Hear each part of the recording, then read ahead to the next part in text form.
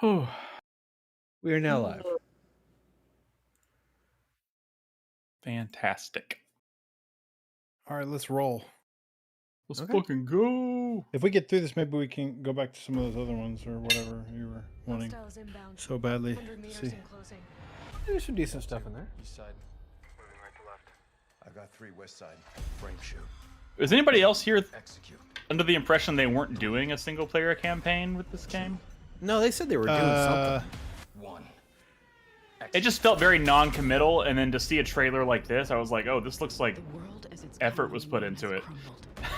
Alliances that held since the end of So I World War think this Crispy, campaign was made you by here? Motive. And here, Motive was responsible for Battlefront 2. Yes, I'm here. Y'all got to clip this trailer talk out for Nolan and Carlos as well. Every What? trailer in Trailer Talk tonight is a game with a release date that is yet to be picked up in Fantasy Critic. Just takes a little shake of perspective. Gotta love a challenge. And I So he's a- purposely left off like, I don't know, like bullshit. I think. I mean, I don't know. There's risk, probably risk involved for everything. But I mean, get out a little fucking notepad, guys. There's certainly some cool shit in here. There's certainly some shit that I don't want y'all to pick up. But they're all game. There's one game in here without a release date, but it's like too good, and I think it's gonna get a release date. There are games that might be coming out this year that aren't on here, but everything in here has a date except for one game. Okay.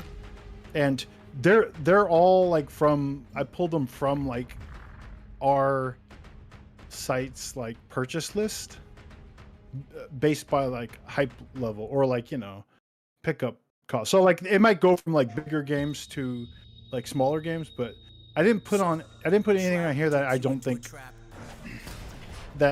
looked kind of cool in one way or another. So what you're saying is it's a good trailer talk tonight. What I'm saying is it's a trailer talk for dummies, like or Cliff Notes trailer talk, or Fantasy Critic for dummies, or busy people, or Carlos. Figured my story would always end in that. But yeah, all these are have confirmed release dates. And nobody's picked up Dispatch. This is the Aaron Paul, Jeffrey Wright joint, and others. Aaron Paul. Actual hero. Played the demo. This is actually surprisingly cool. Looks like the Red Ring was behind this. No problemo. Is Crispy here? Got it. Yes, Crispy is here. What are you? Oh. What are you doing, Brad? It's hard to. He has no webcam. That's why they invented them. Bound to bother them. at But some you can you have ears, don't point. you? You're gonna have to queen. No, I That's not know, how but I peace mean, works. did he What run if we into kill the other queen, room to we jerk rock off and right? then he's coming back? I don't know. Anything could be happening. Yep, totally. Anything. That's super quick though. Fastest wank in the It West. just came. Just for you. Am I inspired by Crispy because he had to get rid of he has to get rid of a game? Get people killed. But also Carlos and Nolan, who it was mostly inspired by yet another Thursday where no one did anything. So The answers are out there. If you just listen I've been a to little me. just distracted. went full rosters this year. I'm not worried about you. Well, you got what, one slot left? Also, I'm not worried about you picking up games. But I mean, we could clip that this out and give it to Nolan and Carlos as well. You know, I think Ed's Dispatch full. looks cool. Dispatch looks cool and all, but that's gonna pay an indie tax, right? I mean, There's no way. I mean, There's no all way. of It's a these will. critical role. thing, So I don't know so what that I does. believe all of these will do better than. We got audio on this? It's Yeah, just very really low. Oh, I think this is somebody trying Wait, to. I thought I don't think I.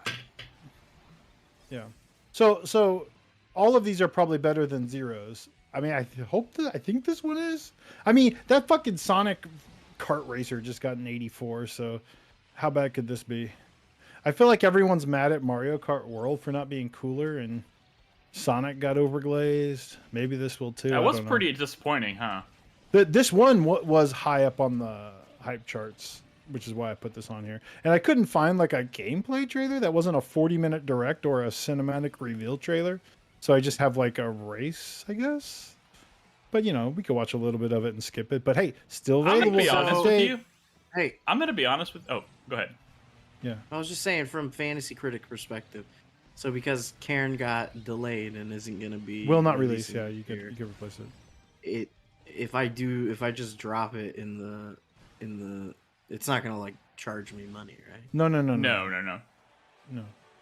Because nobody counterpicked it. A free So- drop. We have unlimited free will not releases. So it Unless would be somebody free- counterpicks it. freely- Unless somebody counterpicks it.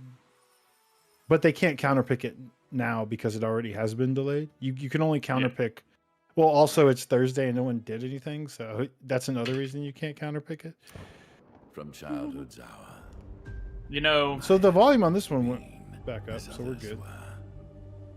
I have not seen. There's a demo out for this one. I don't know. Try it before you buy it, maybe. I've always been kind of down on this series, but but and I found out apparently this I one- get shit for being down on it. What the? well, because you like the other two. But I look, liked the first one a lot. I this didn't one has say much about the second one. This one has online co-op, but no local co-op, which is frustrating. But maybe most people play their games online these days. Through Well, you The know, only person like, in stormy weather, we face our childhood fears together. I mean, there are like the demo's been out there. There's impressions of the demo. People like this series. I don't know. I mean, I don't think this is going to be like an 89, but I don't expect a tragedy. But again, I'm including these based on like we're still on page 1 of top picks, based on how many leagues they've been drafted in, that kind of thing. Some of I these are could going to see be this softer pulling than an- others. Pulling an 80. But like, you know, I probably wouldn't bank on like too much higher than that. I'd say maybe like that's kind of where it tops out. So this is the one without a date yet, but they have said recently that it is still 2025. And this, I did do a short one. Oh, there's a demo out for this as well. Actually, most of these games have demos. Dispatch has a demo. Like, just, you know, try before you buy. I still think this looks kind of like fire. That's why I put it on here. Yeah, it does look good. It's definitely got the look. That's for sure. I think the appeal of this one, outside of versus like a Shredder's Revenge, because it's the same dev, is the turtles were all kind of samey, and here, like, I think by default they're like kind of different. And even then, like, they brought in like a tag-in mechanic, kind of like Marvel vs. Capcom, which adds, like, to me, beat 'em ups are like really shallow, but Is this the that one with might be Beta just Ray enough- Bill? yeah, that's the one. This surprisingly still available, which I think this, like Pokemon, that's coming out in October, which Ed has, or no, who has that? Ed countered it. No, who? Somebody has that Pokemon game. Who has Hold it? on, Oh, I'll pull it Nolan. up. Nolan has it. I bet say Nolan's the obvious choice. Yeah. Nolan and this game, this series, and Pokemon have gotten a lot of shit for bad performance. But at least with Switch 2, it's gonna like by default power through that. Like this game on a Discord stream already has a better frame rate than the last one, so that's gotta help. So I mean, personally, I think it's a strong pick. I really do. Zonai devices can bring water, wind, and other effects to combat. Make strategic use of them. I mean, I think all of the all of the Zelda Muso games have been like well liked, but they're almost last always one's like score they've all been on the Switch or whatever, and they've all had like performance issues, and you know. What did the last one score? I'm pulling it up on. Age of Calamity. Let me see. Yeah, that was a 79. Which, hey, I mean, Age of Calamity with better performance, that might be a great place to start, honestly. You can skip this. I don't know. It's a long trailer. Not really. It goes 2 minutes. Long for you, Nick. a hater of. I do hate Stop that. hating the West. I do hate those games. Okay, so this is the one new trailer on here, but it has a December release date. So I really wanted to watch this trailer, and it counts. Now, I don't know what Let It Die scored. I know I love it. I was like my number 2 game of that year.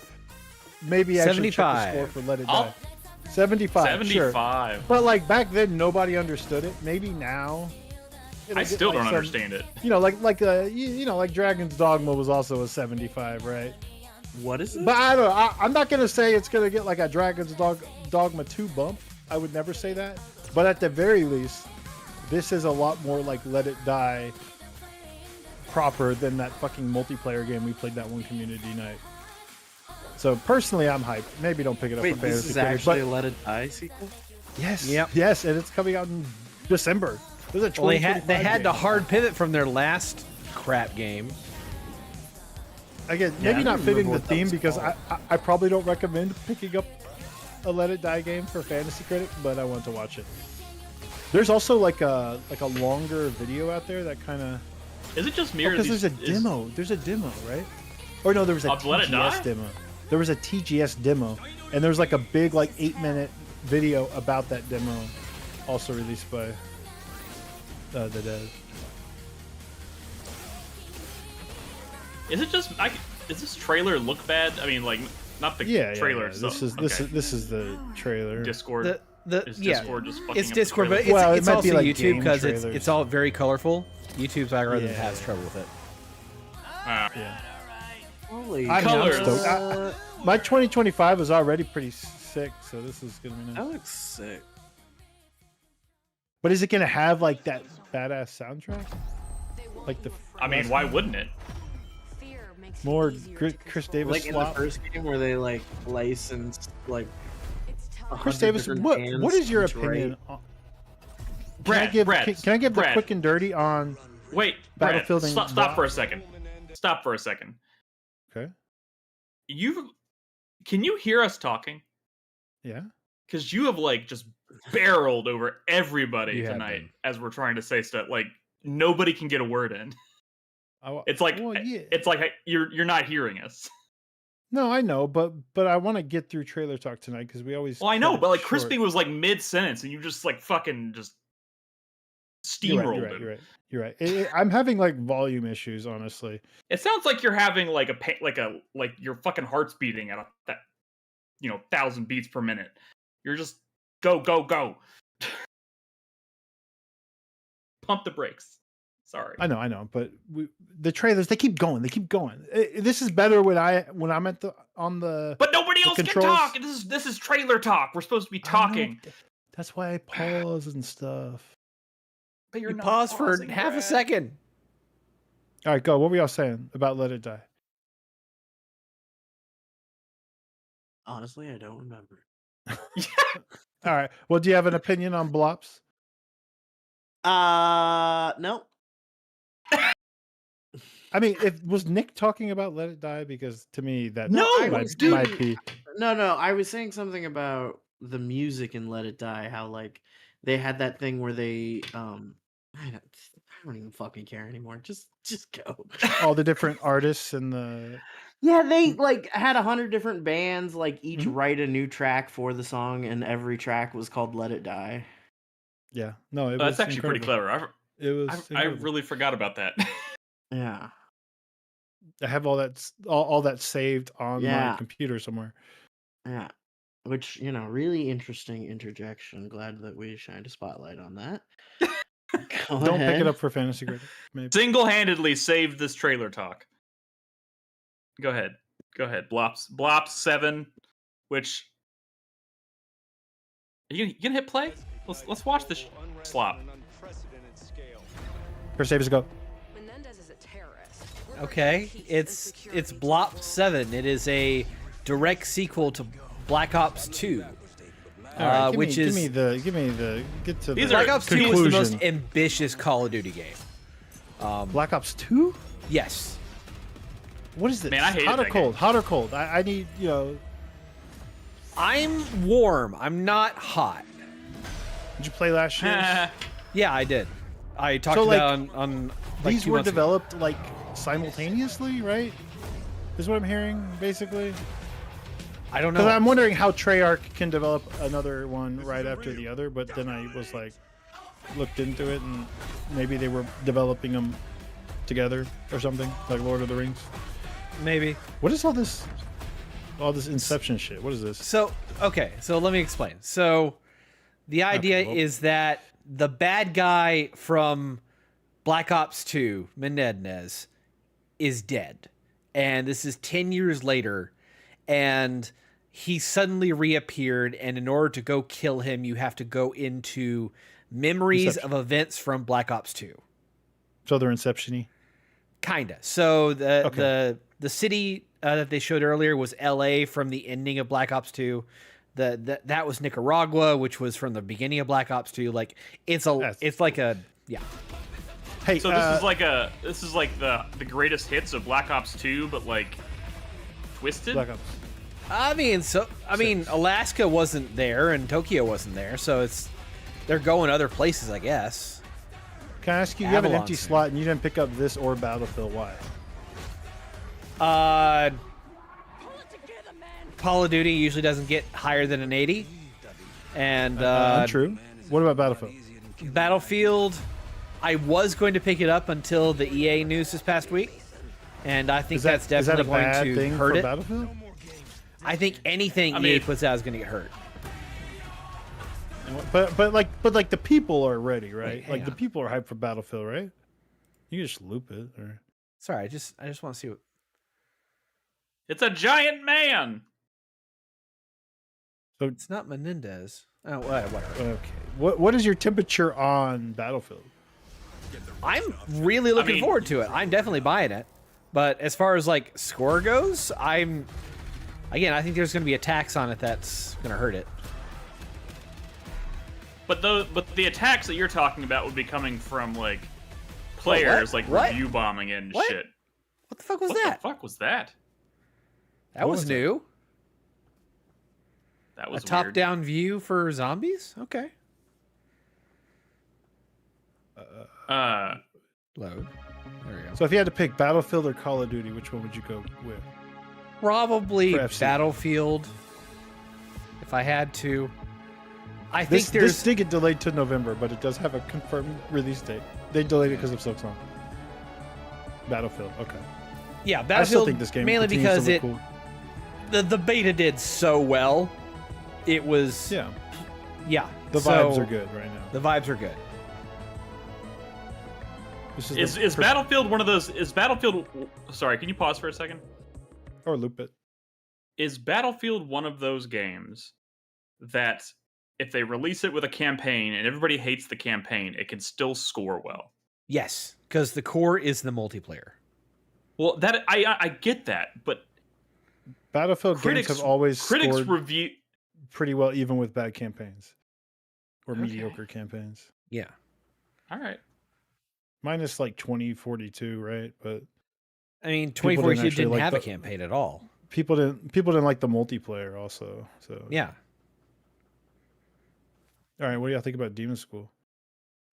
I mean, Brandon Sheffield's magnum opus. What was Brandon Sheffield again? Never heard of it.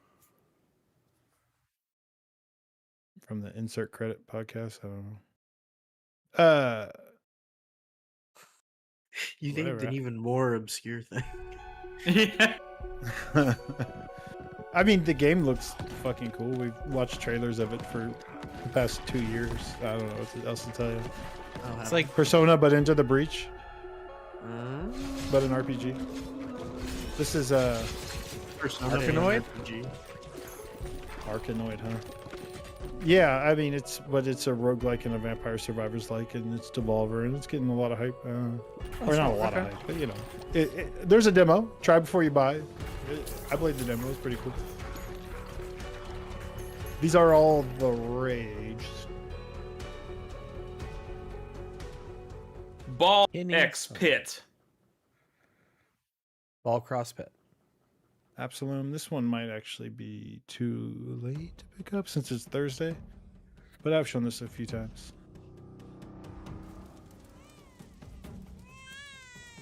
Oh, this is the one with the frog dude. I don't know if we've seen this trailer before, but You one's really sick. have something Comes out against next small week. frog people.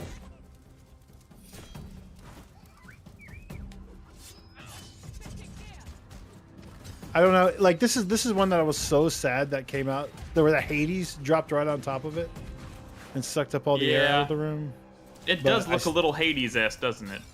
Well, but that's not a bad thing.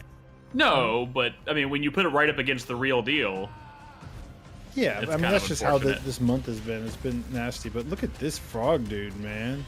Talk about a boss. ooh, he can fly on his little stick. That's cool. This is just a character trailer. He rides a Trailer. bug.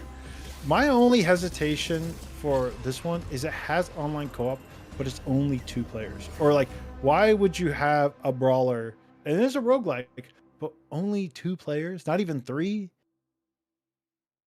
Didn't that just show 4 playable characters? There is 4 playable characters. You could only Peggy play co-op 16. with 2 people. And I Boo don't understand hiss. why. But I mean, maybe for a co-op, I mean for a roguelike you want less chaos. I don't know. Dude, that's a fucked up way to start a trailer. Oh, this might not be a good trailer. Oh, I think I pulled a bad trailer for this one. Yeah, it looks this like got- that video we did once. Oh, here we go. I still think this game looks cool. It But does Chris look cool, Davidson but it talked got about the pushed prize. to November 20th or Ah, something. that's the shortest trailer ever. Wait, it got pushed?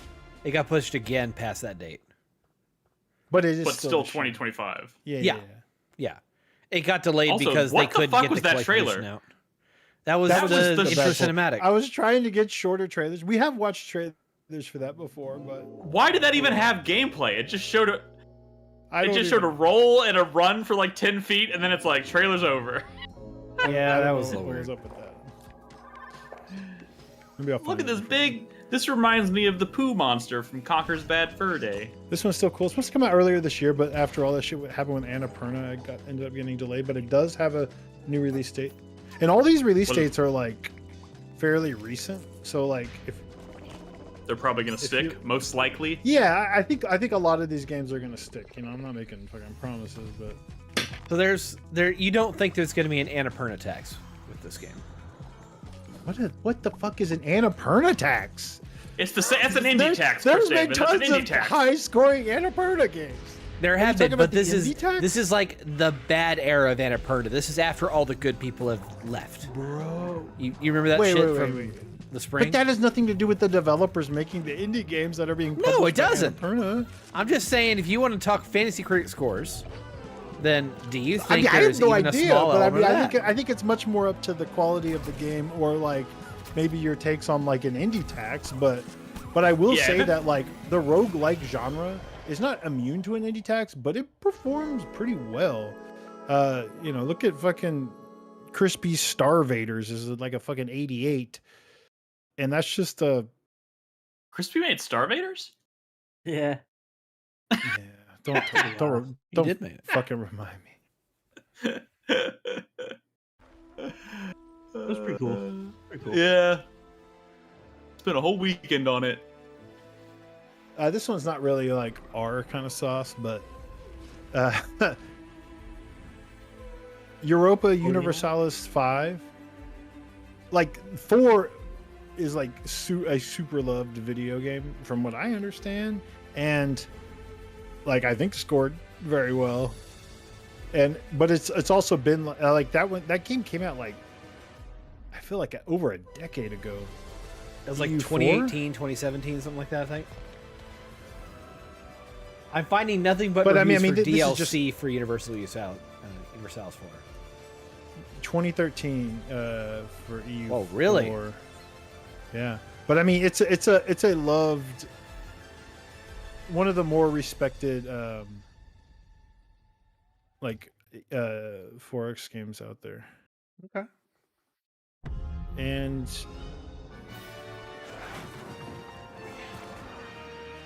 Oh, we're doing babies now. That's the big ticket of this. yeah, which this one's not obviously going to do crazy numbers, but I think it's like more than a safe pick. I mean, the last one was like a 79. Europa Europa Universalis 4 is an 87 on Metacritic. So I don't know, maybe look into that We are one. taking paleocuration into exciting new territory. Jurassic was- World Evolution 3, right? This is 3. Confirmed date. You know, again, I don't think it's gonna like Man, win you I the loved league, the but if- first one. I loved the first one so much I put it on my top 10, and I had not even touched the second one, and now there's a third one. There's a little bit of hype for this one because it has like breeding, which the first two didn't. They can inherit Yeah. appearances. Yeah, that's correct. Uh, I mean, I guess the you're right. interesting thing to me is the new biomes. There's a lot of variety they're showing off right now.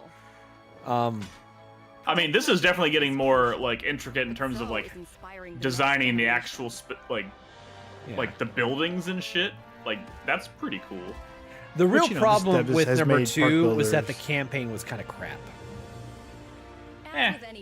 The campaign. Do people play these for the campaign? I mean, I played the campaign of the first one, but I couldn't tell you what happened in the campaign. It's Could not you the drive story. It's just around in the the real yeah, ones? yeah, Oh, okay. yeah. You can Drive around, you trank them if they escape, you fly them out, and put them back in their cages. I might just skip the second one and play this one. I own it on PC. You can use it in the Family Pass. Wait, the second one. Yeah. Yeah, I gotta admit, I don't know like too much about this one. I mean, I think it's just this more by Frontier, right? I mean, it's I want babies. are they safe? Again, these were ordered by like pickup percentages and stuff. So we're, Oh, okay. That's Oh my god, October, slow down. and there's babies. Wasn't there some now? controversy though? Something about AI being involved with this third game. I know Dude, exactly what it's- that's about, actually. It's all Um, okay. So they messy. used AI to create the scientist portraits that pop up that you can have join your park. Why? They addressed that, they removed that, and they hired Okay. artists to make new ones. Oh, imagine that. At least they fixed it. Because fucking A. What happened to the This quality trailer's here? hurting my eyes, but it looks cool, Is I this on guess. your end? Ooh. Oh. This looks I'm nice. already playing a Metroidvania. I don't want to play another Metroidvania right now. Shut up. Well, it's not even out, so fuck you. It's pretty though. I'll give it that. Do you think Hollow Knight's a Metroidvania more than it is like a Souls-like? I mean, it's both, right? It's definitely both. I mean, these days it's kind of getting to the point to where the genres are almost blending together. I mean, They're all just Symphony of the Night. I mean, we could all hope we could be Symphony of the Night. did you finish think this game Silksong, is- Brad? Oh, 100% baby. You did? Yeah. I'm in Act 3 right now. I'm trying to... Oh. Yeah, I finished Running last out of week. s- Let me tell you, that I'm true running out of final boss, steam. Nick.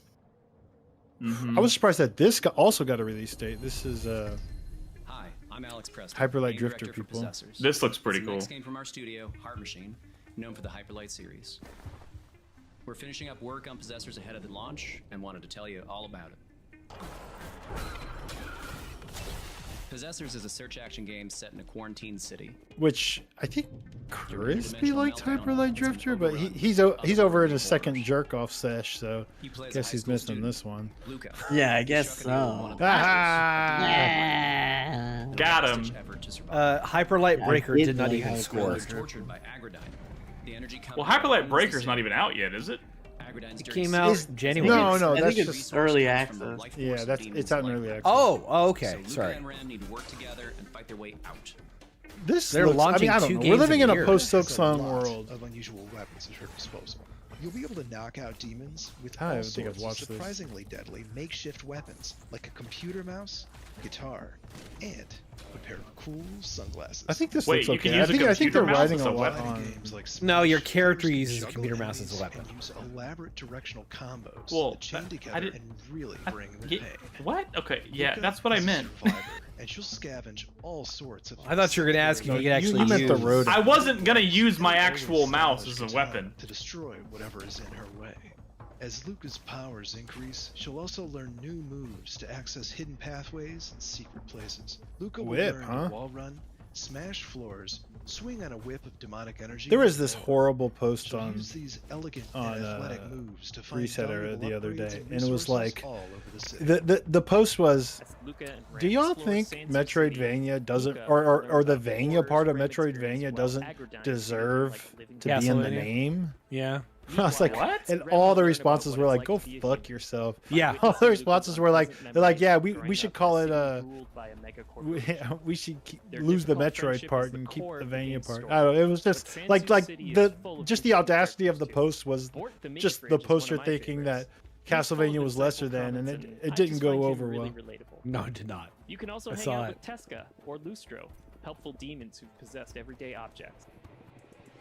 There's a lot more to see and explore in Possessors. Every part of Senzu City is handcrafted by our designers, artists, and animators. Which is like, with menacing enemies. I also surprising agree that eyes, it and like gorgeous shut the fuck vistas. up, right? The It's team kind of partnership bullshit is so because proud of what we've created Metroid together. is like We can't pretty wait to simple rewatch and straightforward, this and demon-powered those life games, story especially the from 2D ones, are like pretty similar in terms of the world of formula. Possessors. But like Metroidvanias are like RPGs and Souls-likes now, and that's much closer to what Symphony of the Night was doing versus like a pretty simple Metroid game. This one, I don't know how You and I well this is going to do, but I continue to think that this game looks super cool, and I want to play it for Halloween, and I hope it comes to Game Pass or something. You want to play it for Halloween? Is this a spooky game? Dude, watch. Don't you understand, Miss Hinman? If that was the case, what would be the point of burning The horror this game. letter? Oh shit!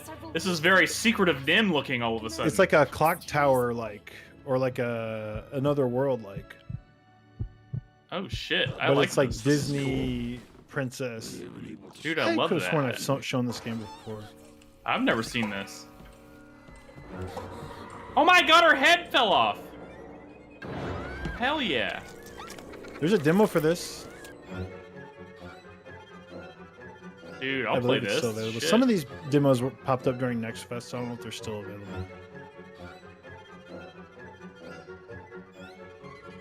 But again, I don't know much about the developer or anything. Dude, I just know. this I just is think this looks really cool. cool. They did a lot of animation work for this. Wow. This comes out soon. But this just looks like a pretty fun stream game, maybe.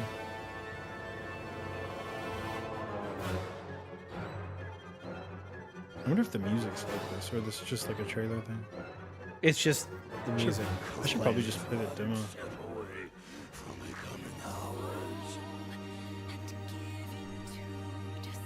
Oh my god, I have Disney music too? Dude.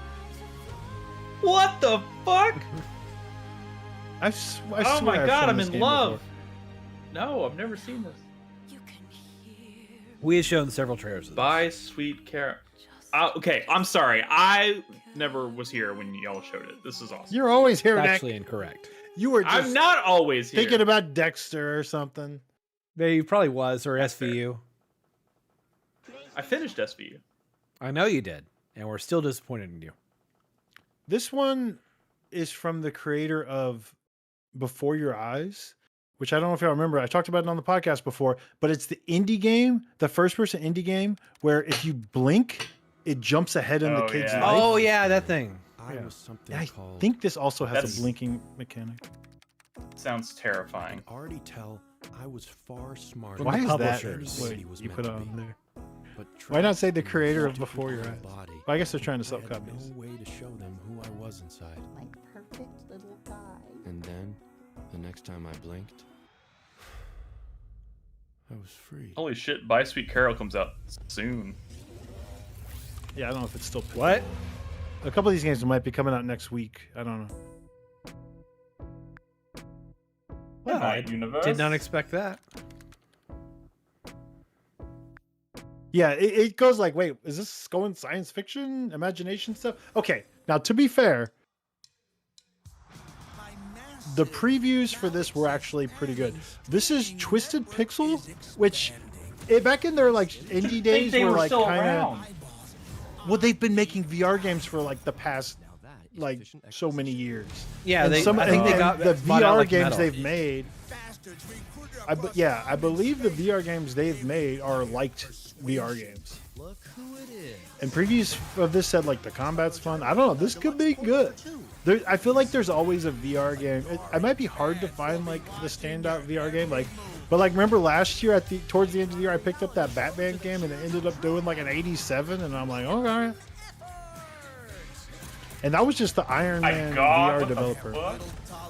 I will say, I kind of don't trust VR sites because they're always saying like, "Oh, it's the next big VR game," because they have to. Because man, ain't nobody playing VR anymore. No, this game, This is my Mr. Harrow. Exactly I don't know a ton about, but I think it looks kind of cool. noisy. A world-class procrastinator. The planet's on fire, but he's like, let me overthink this for 8 hours first. He pokes into everything, talks to everyone. He even inspects garbage, just in case there's lore. Honestly, I can't tell. Just in case there's lore. Or if he's just me with better posture. This is my Eugene Harrow, stuck in a 47-minute time loop. And you know what? That kind of sounds like my Tuesday. He doesn't move much, but he listens. It's very Weird tonally late different night than docs, another the trailer people this I who watched. Don't know they're saying something that matters. Some trees will keep growing toward the sun, even after being struck by lightning. Good for them. He needs some therapy, but maybe saving the universe, then documentaries. This is my badass Harrow. He says what I wish I could say. He punches vending machines, tells people off, doesn't second guess, just goes. He's not. He's just flicking everybody off. Done pretending to be okay. Me? I'd apologize to a chair for. Why is his piss green? But this guy, he flips off the sky, and when it explodes, he doesn't flinch. They broke your time. Go. Oh, okay, I remember this Mr. now. Harrow will be available November 11th, 2025. Ha! Everything in this Rue trailer, Valley. including text I think this is the and last one. cuts, is a piece of unbroken gameplay footage. Nothing from start to end has been edited in an external program at all. All I can say about this one is this is an early access to 1.0 release, and the early access game is very well liked. That's 1, 2, 3, 4, 5 right here. When you get to this part, you hit the button. That's it. These came wait, what? Yeah.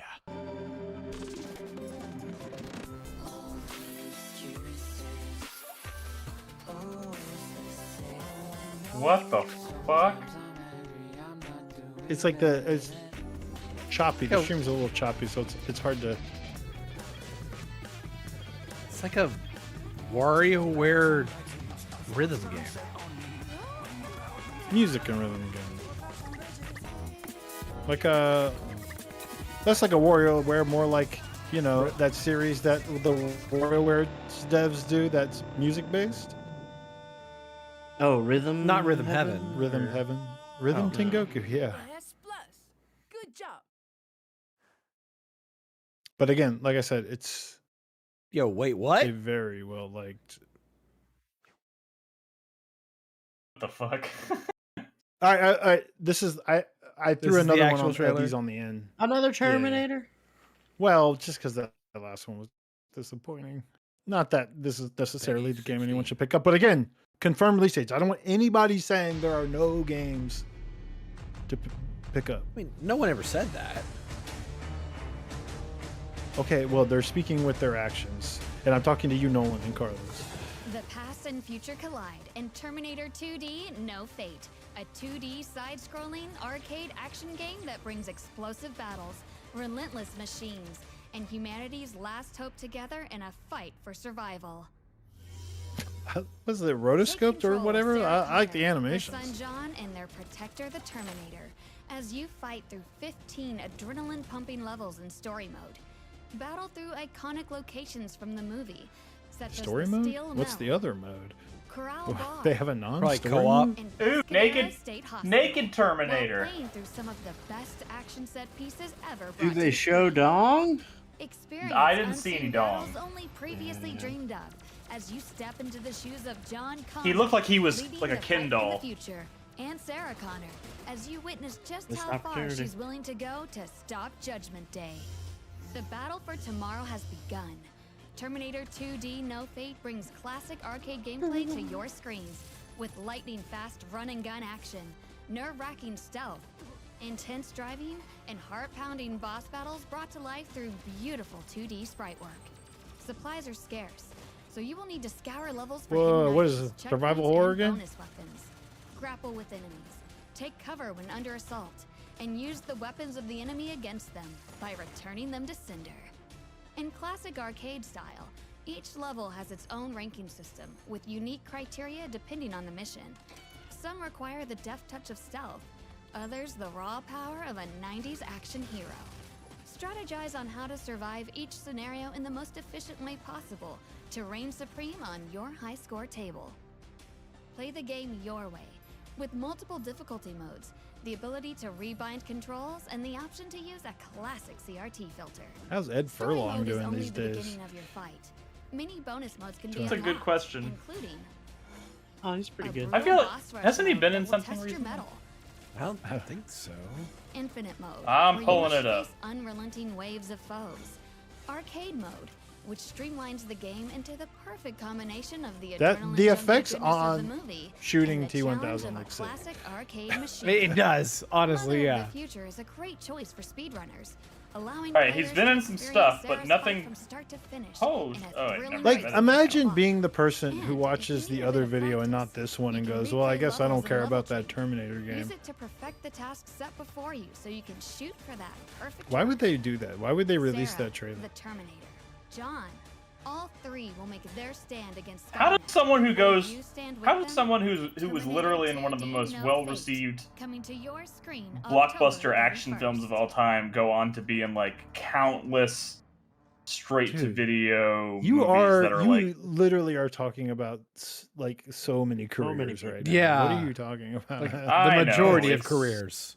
Yeah, it's the still just kind of majority. it still just kind of blows your mind when you think about it though. It's like fucking astounding.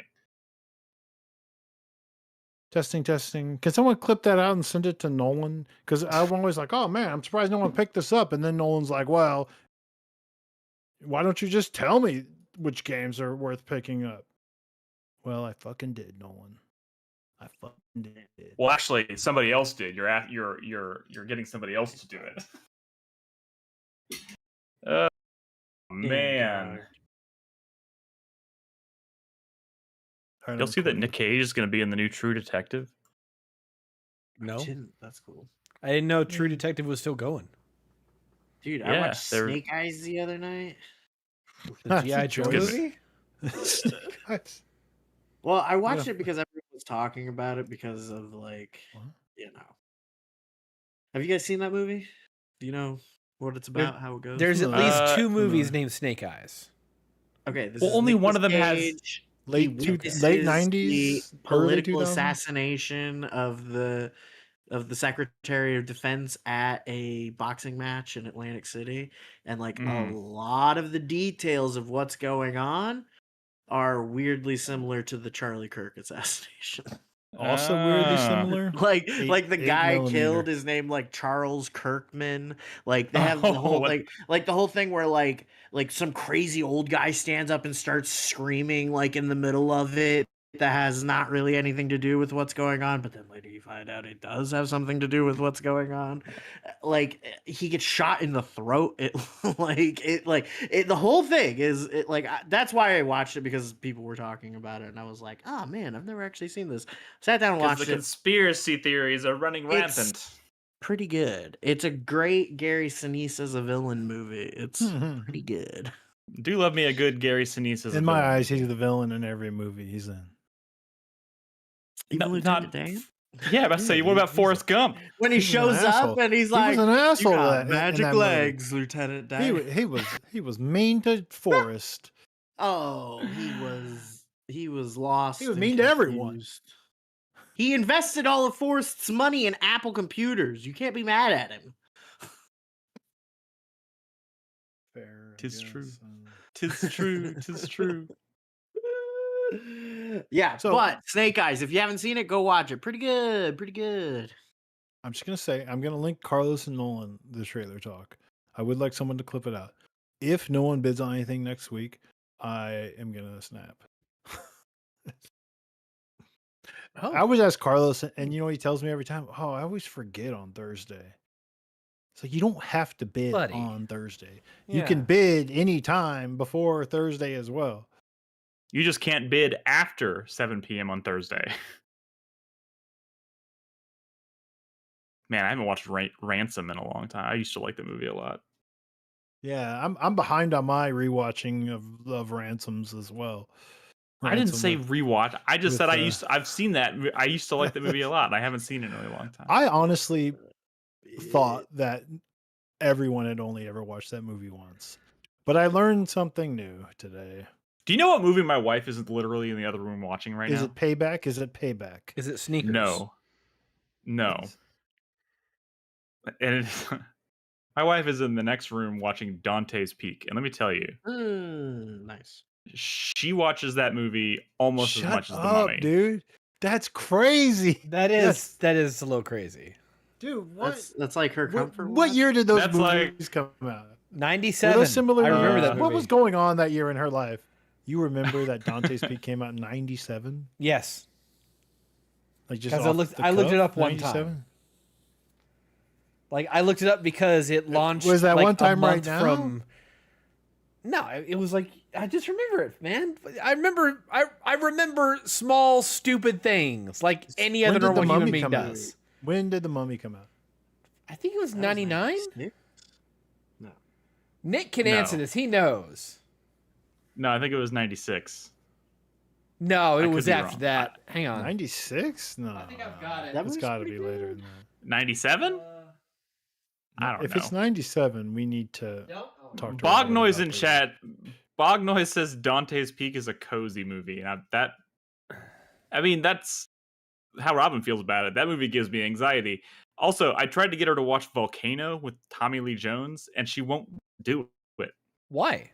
Because she, Oh, it's because like that was she like- feels like she's cheating on Dante's That was like Peak. the Armageddon come Deep on. Impact. Yeah, it of was its day, exactly right? that. Yeah, they were like 3 months apart or something like that. Does she like Armageddon or Deep Impact? Because I feel like it's very similar era. I honestly, I don't know the answer. I mean, I'm guessing she Dante's probably Peak, likes the. Pierce Brosnan? Yeah. Yeah. Well, does she have another one from that era that she really likes? Oh yeah, she's got quite a few. The other night, this is probably the one she watches the third most. She was watching Holes. Holes, The okay. Shia LaBeouf film? Yeah. Based on the book? Yeah. Sure. Okay. Yeah. At least that trend's a little younger. Like, I don't know how old Robin was in 97, but I feel like Dante's Peak that was like a geezer pleaser. I mean, how old was I Pierce like Brosnan? that. Who else was in that? The chick from Linda Hamilton was in it. Okay, again, how old was Robin in 97? She cared about Linda Hamilton? I don't think she saw Linda these movies. I don't think she saw these movies in theaters when they first came out. I don't. Sure. Robin was- but even then, Robin was even then. Robin was born in 1992. Okay, so maybe a little bit later, but still, like Dante's Whatever it Peak, is. huh? Like, I didn't watch Dante's Peak in 97 because I was like, that's like an old person movie. My parents rented it. I remember I- that. I like Dante's Peak. Good movie.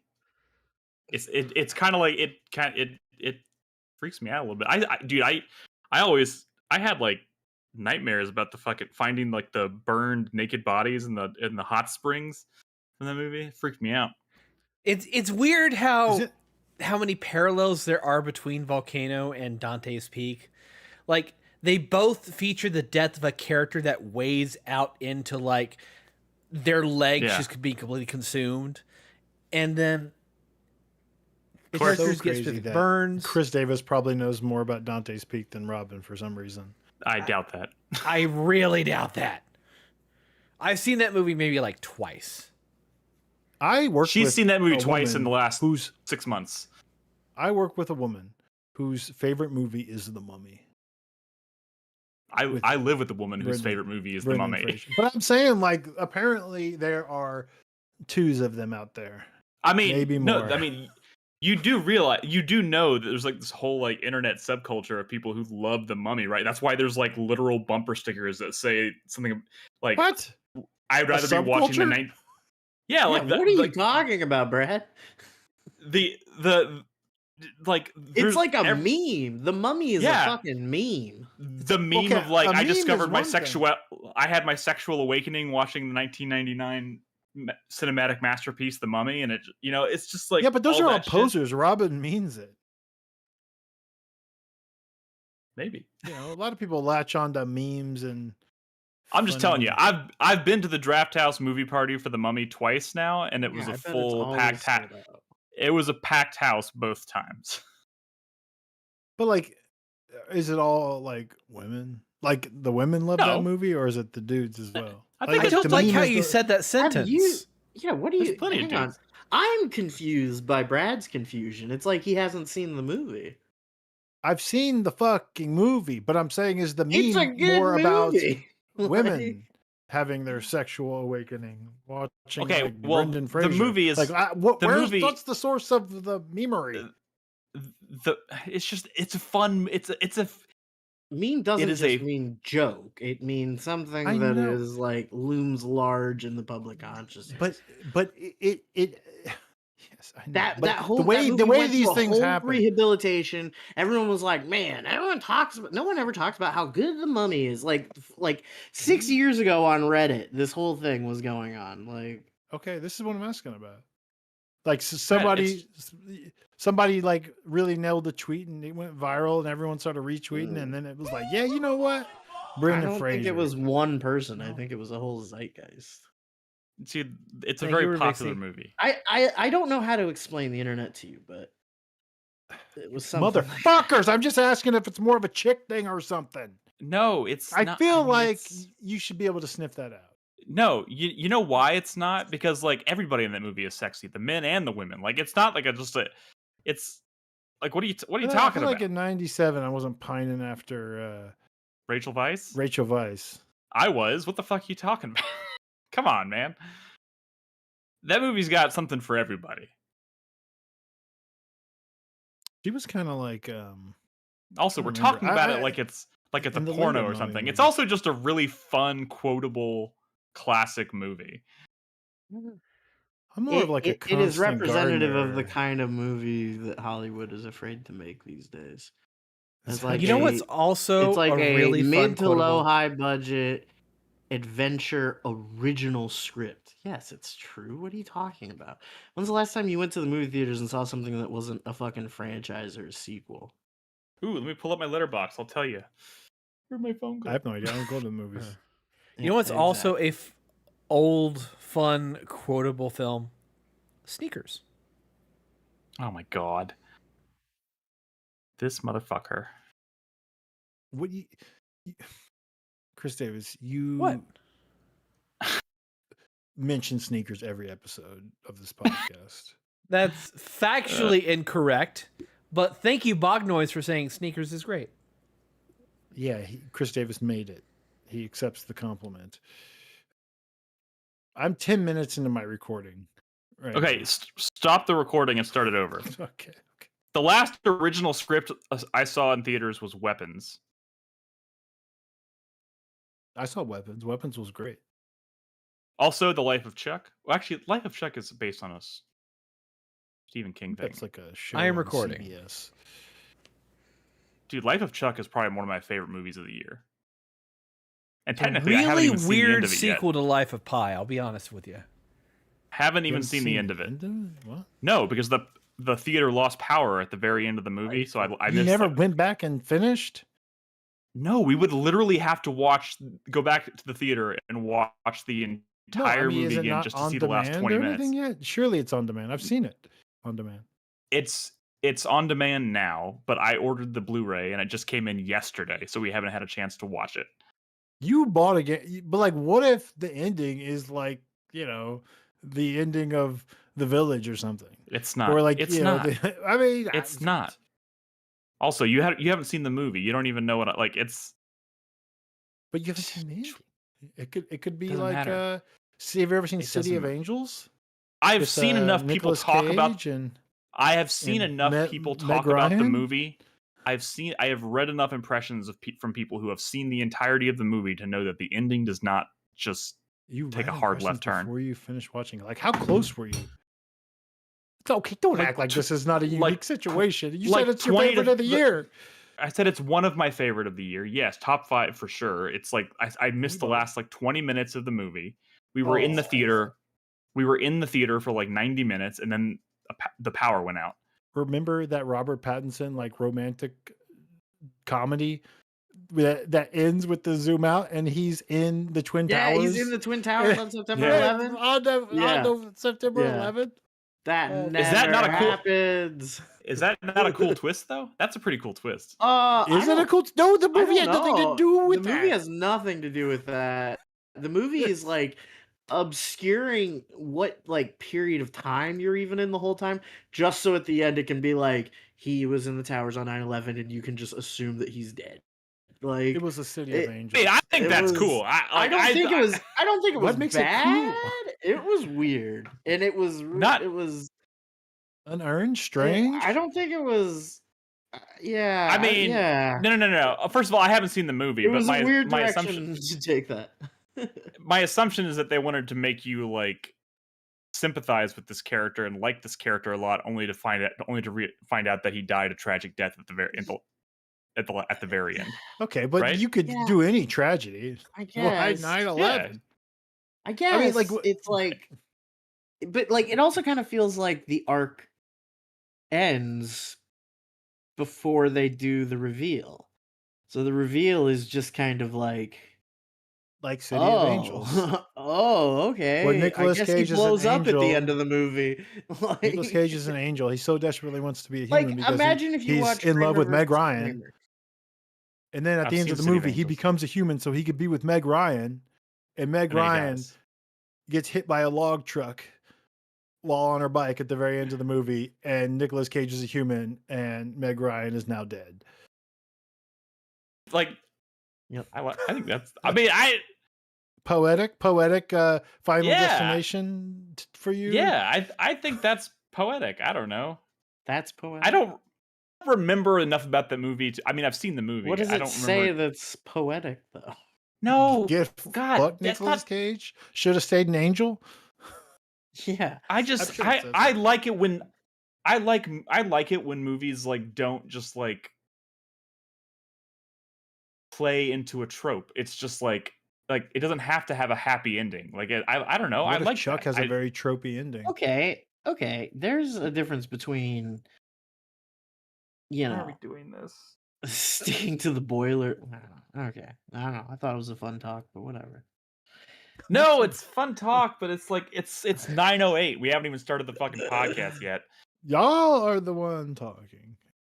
I mean, if you want to skip the I'm podcast, actually before we talk about incorrect. this, I'm fine. What? We have big games to talk about. He sounded like he was going to say something, but let's just start the podcast. Roll call starts now. Hi, I'm Hello, Chris. I'm this is speaking in the Brad. microphone. Ah, you fucked it up.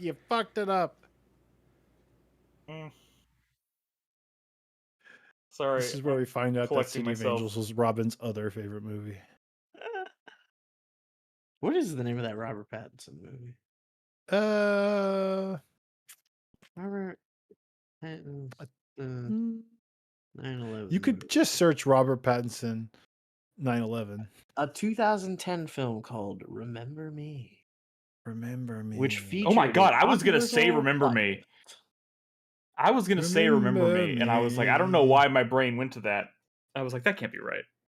Didn't the game Coco, no, Remember that's a Me good one. come out the same year? So close to that. Y'all ever seen Coco? Have you ever seen Coco? I've seen so much K-pop Demon Hunter, but I haven't seen the ending. Because I never like sit there and watch the movie. Sit there and watch the movie. Is it like a happy ending? Probably.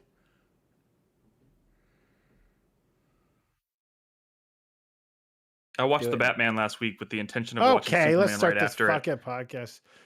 Did you already? You already mentioned that. You already talked about the Batman. No, Crispy talked about that last week, and I did it because he talked about Batman? it, and I would. You watched the Batman? I watched the Batman, and I was Dude, gonna it's watch pretty good, Superman isn't it? right after it, but yeah, it's amazing, dude. I It's fucking a love that movie. smooth 3 hours. Smooth. Roll call starts now. Oh my god, I am. So... What's my up? God. Okay. All right, roll call starts now. Nicholas. All right, I'm gonna get okay. Roll call starts now. Brad. Hades 2. Hades 2. Woo woo woo. Crispy. The Batman. Chris Davis. Hello, I'm speaking into the microphone. What episode number are we on? 850. Whoa, Oh, 850. shit. We didn't do anything special for 850. What the hell? It says I 849. knew you were gonna say that. No, shit! we you have to do fucked- 888 as the special. No. You didn't update the title on Twitch. I did. It still says totally gonna 849, and We're it has totally last gonna- week's discussion topics. You done goofed, Chris Davis. What a goof. What a goofus. You done goofed. Oh, I see what happened. Okay. Yeah, Yeah, it you didn't fucking actually... goofed. No, I used the wrong stream keys. Problem. I'll update real quick. Don't even understand. Okay, never mind. All right, I got it. We're I got ready. it. We're going. We're rolling. Hey, wait. I forgot to do. Oh my god, I'm losing my shit. I hope Crispy's using the right microphone. Is all I'm saying, because I think last week he wasn't. That can't be true. What's 'Cause it I say in checked it. Audacity, bro? Just snap your finger in front of your microphone. Make sure it's picking up. Yeah. Yeah. Okay. Yeah. Sweet. All right. What? Cool. All right. We're doing it. We're live. We're going. We're rolling. We're recording. Hey, everybody. Welcome to 4Player Podcast. This is episode 850. It's October 2nd, 2025. Happy spooky season, everybody. Everybody excited? Everybody gonna start watching dude. spooky stuff? I've been watching spooky stuff. Playing spooky things? Watching spooky stuff? What have you been watching, Brad? That's spooky. What we watched? Well, okay, it's not like spooky, but we started watching that Mae Martin show. That's kind of like, I don't know, like it has a Toni Collette in it, and it's very Get Out. Oh, Wayward. Wayward, yeah. We started watching Wayward, which isn't like Halloweeny or anything, but Mae Martin just kind of fucking blew up all of a sudden, huh? yeah. Well, I think I'd never heard of she's her. she's like the showrunner or whatever. I'd never heard of her or before the creator. Taskmaster, and now I don't think anyone heard of her before Taskmaster, except British people. Wait, she's not even British. Yeah, she's American or something, isn't she? Canadian? I don't know. She yeah. It's all the same. Some shit. It's just how shit happens, Crispy. I guess so. Sorry. I'm trying to collect my thoughts. It's been a weird week. Welcome to the show. You already heard from Brad. Crispy's here. Hello, Crispy. Hey, what's up? And Chris Davis. Hi, I'm also here, slowly dying. What? Slowly dying? You okay, buddy? Yeah. We're all No, I'm not okay. I'm slowly dying. I mean, we're all It's a bit, slowly y'all. dying. Let's get to the end of this bit. Yeah, I mean, he's but y'all didn't turn 40 yesterday. What the His fuck? birthday? We missed his birthday. Oh my Get god, it. it's October No one- 1st. No one remembered your birthday, LOL. Yeah, thanks, guys. Sorry. It's very Hey. nice of you. Actually, Nolan remembered. How did he Well, no, remember? first of all, I can't speak for everybody here, but I've had a very unusual week, and I wasn't thinking at all about your birthday. So I apologize. But happy birthday! Fuck. Now you got me feeling. Let's just cancel this podcast. Let's just So put the microphones down. what'd you do for the big Yeah. 4-0, buddy? Oh, come on, Chris. What'd I you do went for and the had big 4-0? I went and had dinner with my mom, and then I came home and I did absolutely nothing. That's the way it should be when you're. You when did you're something that's the good. way it is when you're 40. I unpacked my birthday presents, which was a toaster and a one of those plastic sealer things. man, it just gets it's so exciting when you get this age, right? Yeah, yeah. I mean, I think that's a him problem, maybe. Would you get some barbecue? No, I live in a town of barbecue. Like, nah. I know. That's why I thought maybe you get some barbecue. I make my own barbecue now. I made a brisket 3 weeks ago, and then I made a pastrami 2 weeks ago. That was incredible.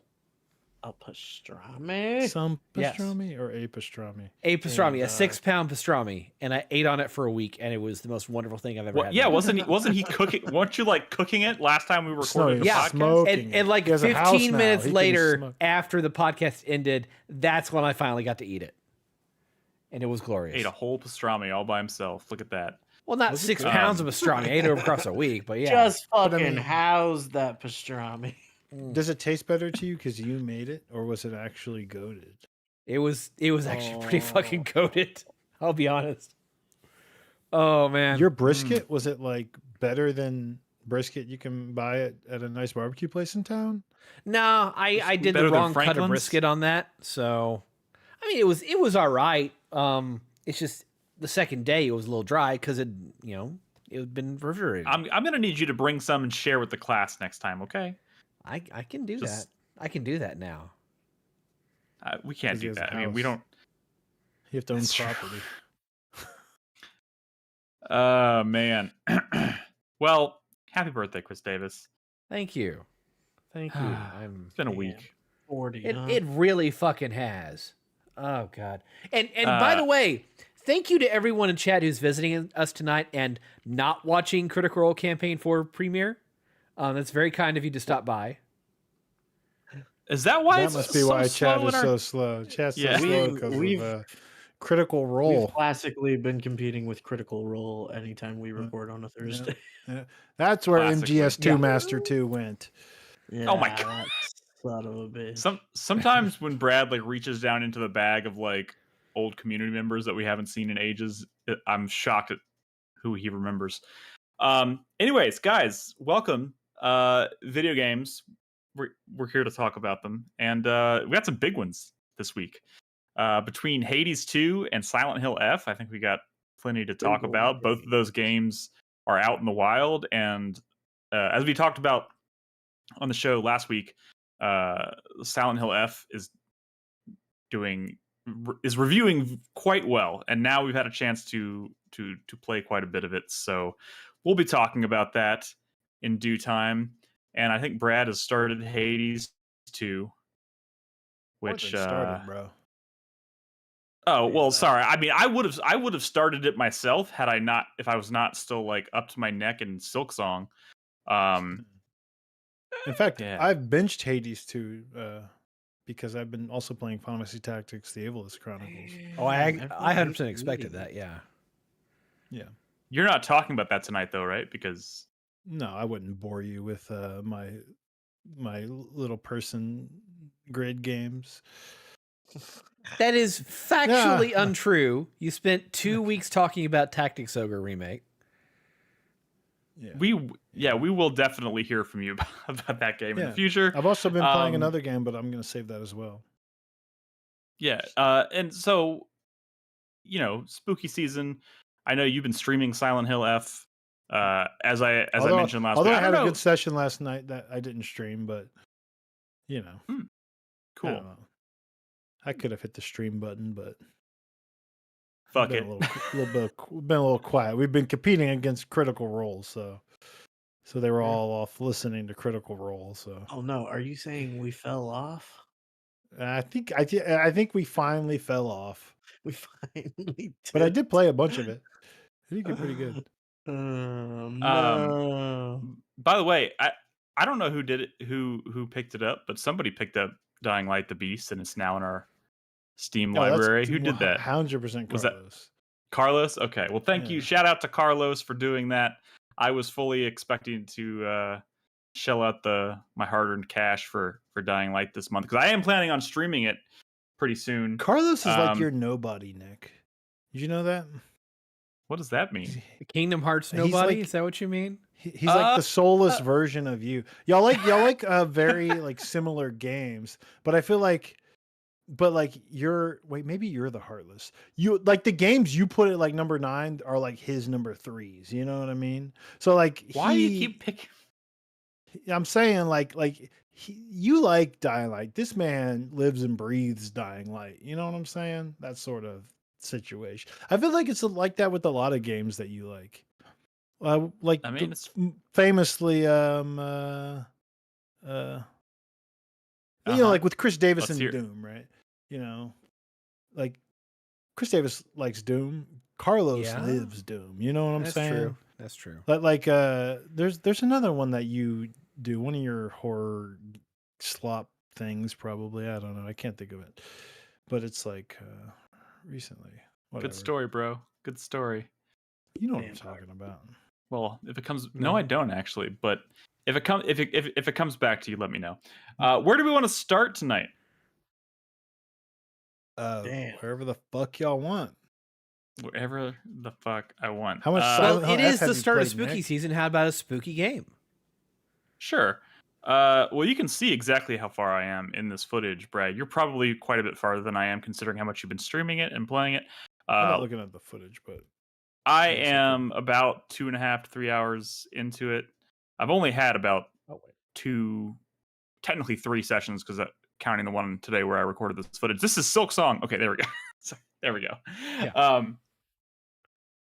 Yeah, so I'm still fairly early in the game. I'm still kind of like at the point in the game where I'm trying to like kind of figure out what all. I mean, I'm going to spend most of the game trying to figure out what's going on, but it still feels very fresh and new to me. I still have no idea why this game is called Silent Hill, aside from vibes. Well, I mean, it gets into like Silent Hill-esque stuff pretty soon, even though the setting's very different. Yeah, But, I mean, like, I definitely you know, feel. I feel the Silent Hill, like the soul of Silent Hill in this. Absolutely. It's definitely like psychological horror. Yeah. Sort of.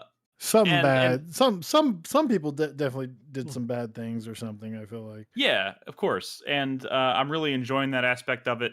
And it's as a refresher, this is that game that for a very long time we've known about, but like since the moment it was announced and we found out it was being developed by the team that did all those multiplayer Resident Evil games, I don't think expectations were super high.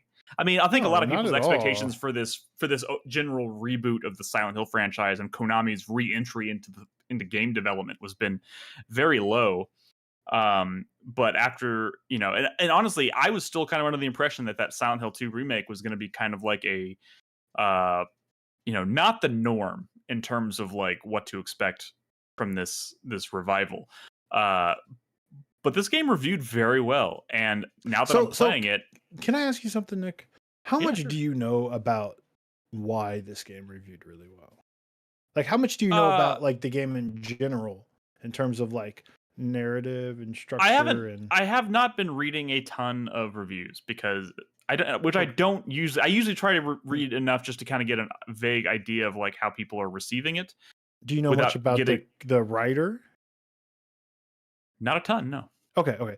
So I'm going to say this, and I know you were kind of introducing it as well, but I'll say this because I am more familiar with why everyone is sort of popping off. Like, based on what I've played and probably what you've played, it does not. It's definitely getting better for me. But when I was at the point that you're at right now in this footage, this was not I was like, why is this an 87? Because I think it's fine, but it definitely hadn't been like any sort of like standout. Like the combat is kind of whatever, the enemy design is kind of whatever, the like the things you're doing in the game aren't all that like, fresh or new or different. It's a lot of note reading, right? It's one of those. I will bite. But an 87 is really high. I mean, that's as high. It's still unheard of for this franchise. Silent Hill 2 remake, which is one of the most beloved horror games of all time, and I think a lot of it has to do with kind of what you probably don't know about the game, and what I do know about the game, and there's been a lot of comparisons, and I'm not going to go into details, but like this is a game that I've been told you don't just stop the first time you hit credits. And I've heard comparisons. I've heard comparisons to like Nier, to Nier and stuff like that. And to me, it's like one of those things I feel like this will probably become the game that it is, like that was scored what it was when you get to that sort of stuff. Because right now it's just pretty good. Yeah. And I think it is getting a little better. It's a little strange, like the. I mean, here's what I can say about it so far. Inventory stuff. I mean, yeah, it's still Silent Hill. Historically speaking, even when it was being developed by Team Silent, was not like, with the exception of maybe Silent Hill 2, is not a series that historically like pops off in terms of review scores. Like, it's not a series that like garners like high 80s, low 90s, constantly. Or even 80s. Or even 80s. Yeah, it's kind of lived. It's been sub 80s for a very long time. Yeah. It's outside of Silent Hill 2. It's kind of lived in the 70s or lower. And so to see a second game come out, not only like this one being a completely original title from a team that had not yet proven itself, which is a much more impressive feat, honestly, because no, absolutely, like they didn't have a blueprint of a bona fide classic. So so this is quite impressive. And from what I've played so far, the things that are important to Silent Hill, I think, are present. And that being kind of like, first, certainly like the approach to like sound design and atmosphere and vibes. Like, you spend a lot of the first hour or so of the game when it finally like relinquishes control of the character, kind of like roaming around this kind of like semi-open town shrouded in fog, and there's not really much in the way of like music playing. You're just hearing a lot of kind of like ambient sound and like creepy noises and things. And like that has always been a big like defining feature of Silent Hill to me.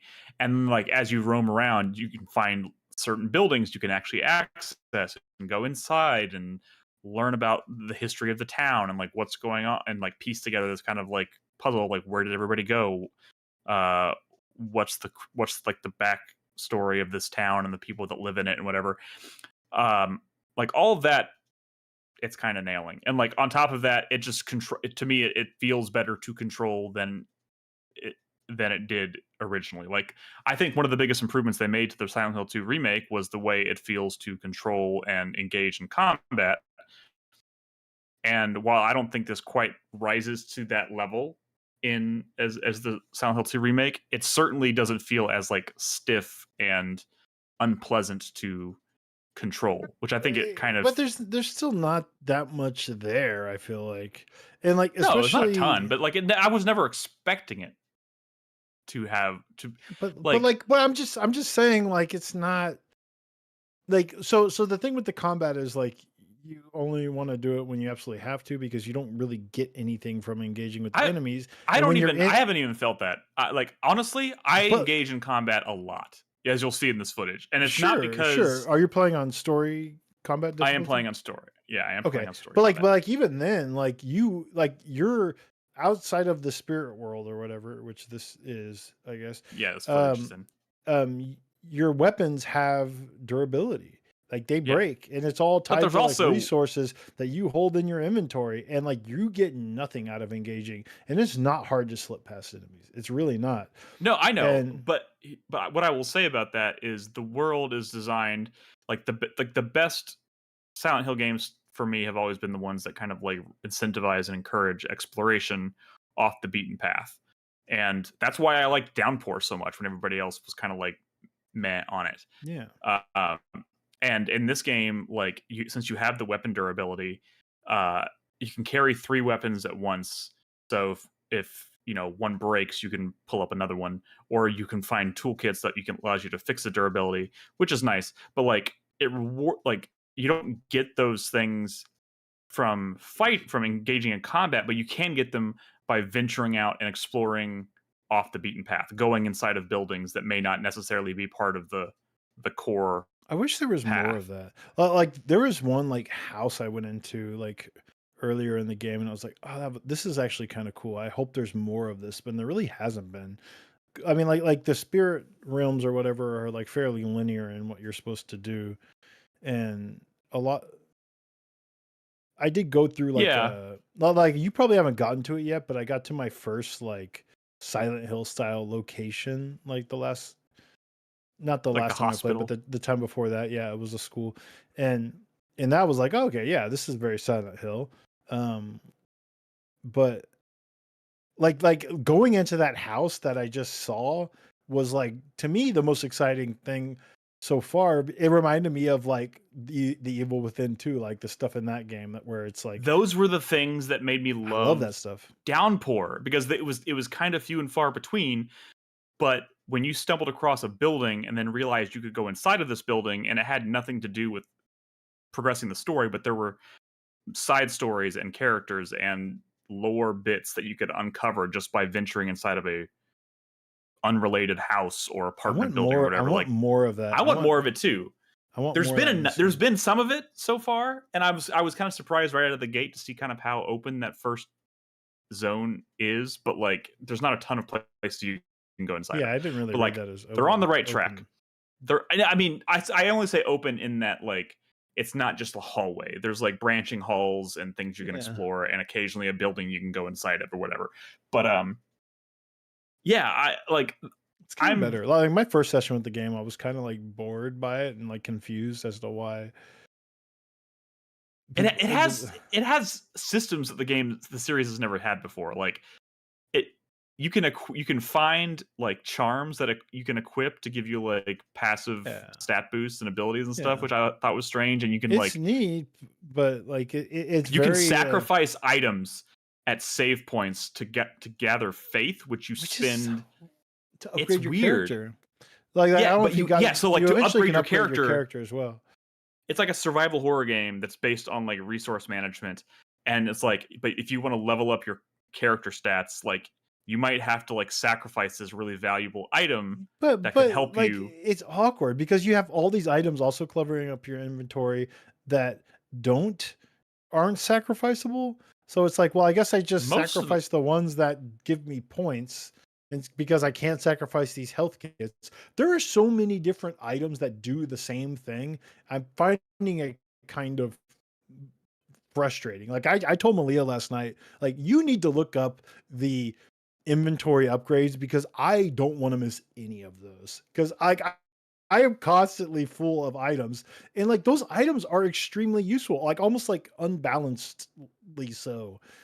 I got into a boss fight last night and I ate one of those higarashis, which are like restores your stamina and makes it to where you can't deplete stamina for a short amount of time. That's a nice I'm little like, reference. okay, well, it makes sense to eat one of these in a boss fight, and like the whole boss fight, my stamina wouldn't deplete from that one item I ate, and I was like, okay, well, that was That's insanely probably because powerful. you're playing in It trivialized this whole mode, right? boss fight. I'm playing the story mode as well. Yeah. Yeah, And I'm and like, that is one thing I picked up from like the response, the reception was that like if you want to experience kind of just if you're into Silent Hill mostly for the story and you know the history of the series and in terms of how like the combat can be kind of grating at times, or whack. but like I don't like this new era of Silent Hill. I would not even describe the combat as bad or whack. In fact, I think the combat in the Silent Hill 2 remake was phenomenal. Dude, the combat in Silent Hill 2 was great. It was great, man. I fucking loved it. I had a great time with We've downgraded to great. Even then, I'm like, it was good. It wasn't like whatever. Resident Evil, like a Resident Evil. You like want to get into combat because it's like, you want to fuck some shit up. Silent Hill. I mean, but that's never been Silent Hill. I feel like it was Silent missing a verb or something. Silent Hill has never been about combat. It's never been like trying to get you to engage in combat the way you do in Resident Evil. But there's a lot of combat in this. There is, but like they have tuned it to the point where like engaging in that combat doesn't feel. You passed up a Higurashi. I just told you those were super powerful, and you left it on the ground. Why? Because you had a whole inventory of healing items that all did the same thing. Well, it's mostly because I didn't want to. The weird thing is, if your inventory is full and you pick up an item, it's like you can swap one of your items out for this item, but it doesn't just drop that item that you replace on the ground so you can pick it up again later. It gets rid of it completely. So like I tend to like not pick up items and be like, I'll just make a mental note that it's here and I'll come back for it if I need it. Do you Can I do ask you you understand something? the significance I behind the Higurashi? Me? Yeah. The writer. Hey, Yeah. I don't This is just the name of an item that restores stamina. It's more than that. But though. hang on, you can mention the writer in a second. Can I ask you something while you're fighting things? Can you explain the sanity meter? Because to me, it's just like a super meter that lets me do my super moves, and like, but I use them and then it just goes away, and I'm like, well, Yeah, why you am I, have sanity. why am I depleting? Why is this depleting for me doing my move? My sanity's depleting for me doing my strong attacks, and I'm like, am I not supposed to be doing these?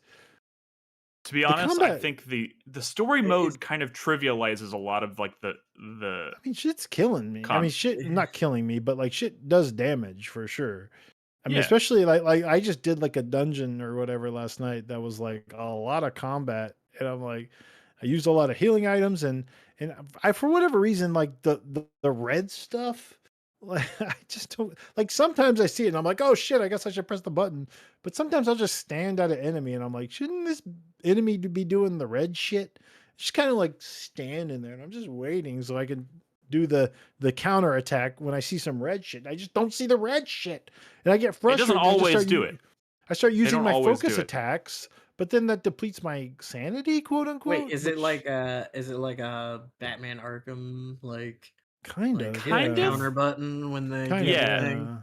So sometimes they will And then you wing a batarang in their face? Exactly. Yeah. Sometimes they'll like right before they attack, you'll see them like flicker like with this like red outline. And if you hit the heavy attack button at that exact moment, you'll do this like powerful counter and like knock them off balance, so you can like get in a few quick hits to take them down. Is that better for durability? I guess I don't know what to do in combat. It doesn't I seem don't- very amazing. I don't think it's the better for meter- durability. Wait, go ahead. What? Is the meter building sanity or building insanity? It's I think depleting sanity. It's depleting because it's Oh, full, and the it's more full stuff of sanity, and then you're spending sanity to do insane moves. They're not that insane. Oh, they're pretty. They're just like a poke. It's just like stab. Yes, it is kind of exactly. it is kind of weird the lengths at which they have gone to like make it feel like this game has a combat system. Is combat such a big part of the game's like vocabulary if it doesn't want you to do that? Well, Because to be Shattered fair, Memories also didn't sell. to be fair, it's also worth noting that we are both playing on the story mode difficulty for To combat. me, that is the default. Like the options are story and hard, and it Yes. defaults to story. That's weird. Yeah, that's Yeah, weird. but the story mode is there to like, because like like the series has done classically, like the combat has its own difficulty meter and the puzzles have its own difficulty meter. Yeah. So I crank the puzzles up to hard and I put story for combat. Yeah, that's and what I I'm think kinda cool that you can choosing do that.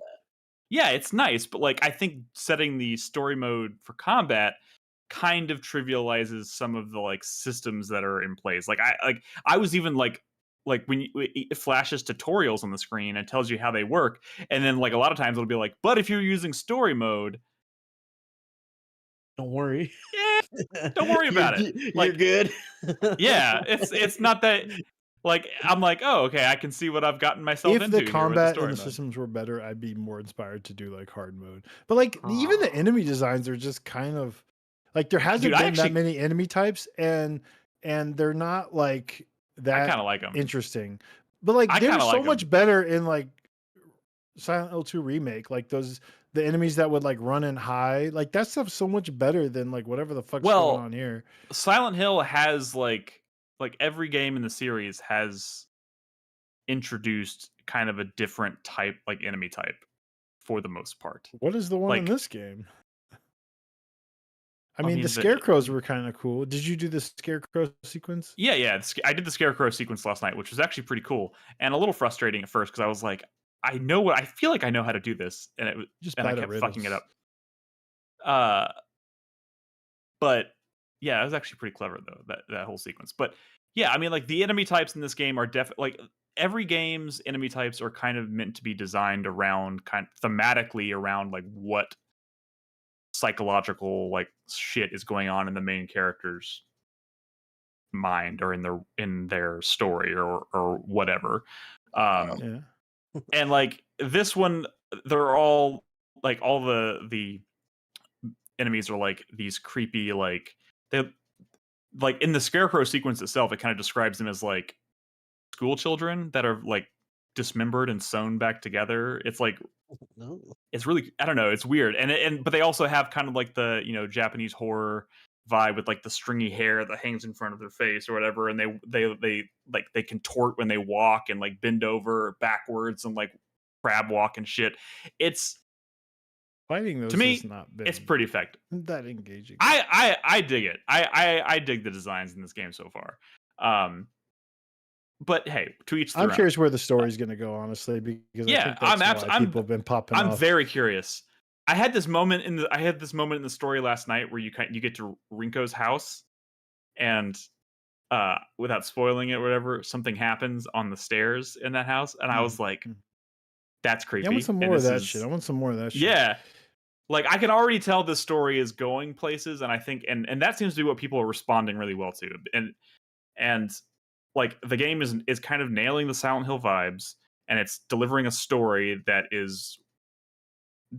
people seem to be latching onto in kind of the same way they latched onto like the story of Silent Hill 2. So I don't know if it lands or not, but can I I'm say excited to see.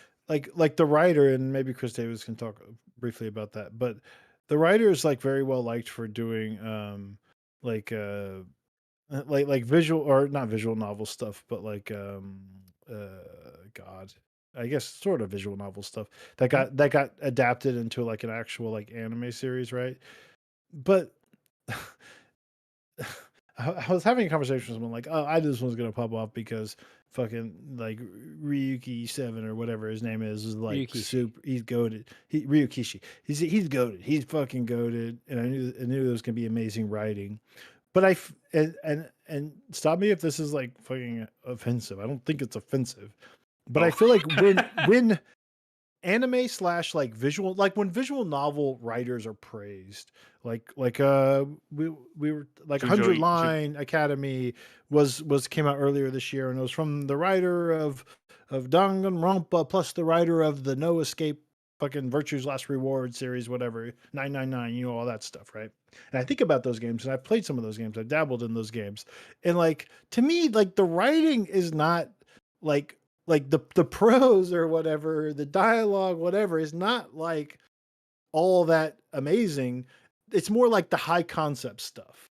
Yeah, like it's the high concept, it's the twist, it's the revelations, it's the loops and stuff, and that's called good writing over there, and that's fine. Dang, he's busting out the like air quotes. But I'm saying like that's like a very different thing than like say like the writing and like a Disco Elysium, right? Like that's what's also high concept. But what I'm saying there is are like, more ways than one to that be means to have something good different. Not writing. Marxist enough. Yeah, it's not. It's fucking not. Damn it. But you see what I'm saying? Like this is a really good writer because I read this series and there was a good fucking twist, man. But like, and that's writing just as much the same. But when I hear that like the writer for Silent Hill F is like fucking sick, like amazing, I'm watching, I'm playing, I'm listening, I'm reading the notes, and I'm like, okay, well, what does that mean? Because this just still seems like so far like really fucking bog standard shit. And I think what they mean is like the new game plus ending and stuff. And that could be am I off here? Like, do you all see what I'm saying? I played a lot of these visual novels, and it's all about wait till you see ending 12. You're gonna fucking lose it.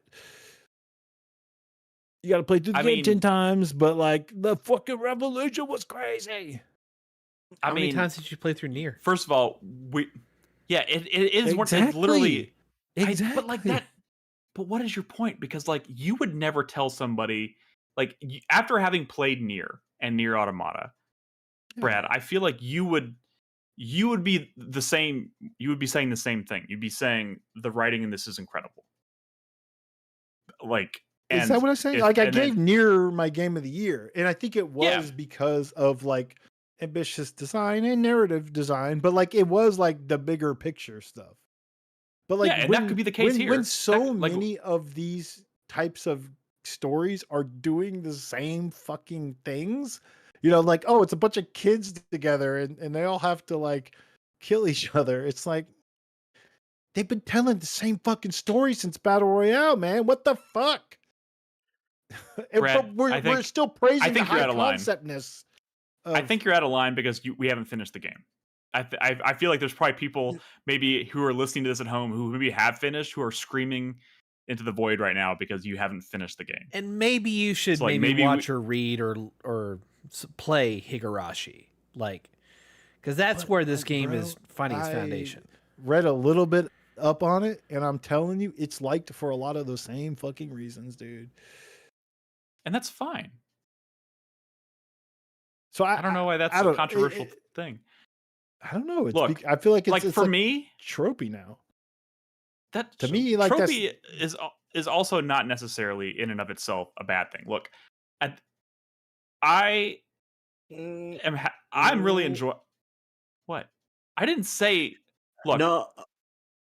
I know what you're gonna say, Crispy. What am I gonna like, say? Because we just had this conversation before the podcast where I said that I like it when stories don't necessarily. We got him. Go with we the trope. fucking got him. But I also like plenty of things that do lean into a trope. Like it's not all or nothing. It's like I just appreciate it sometimes when a story is brave enough to try something different. But I also have loved plenty of things that have completely leaned into the trope and done it really well. Both things I'm setting can be myself true. up to be like surprised though. Like if the game is more than just where I'm kind of expecting it to go, then I'll be impressed.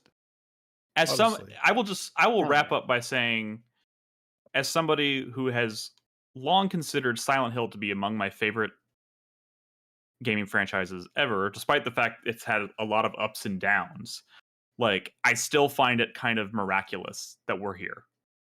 Because this is Konami, honestly. Yeah, and Konami, like to see an original entry in this franchise taking some bold fucking swings, narratively speaking. And I say that narratively speaking because like this is the first game in the series that's like ventured outside of Silent Hill proper. It's called Silent Hill, but it takes place in fucking Japan. And I'm still waiting for the other shooter. They beat Assassin's Creed. Oh wait, no, Assassin's Creed finally did it.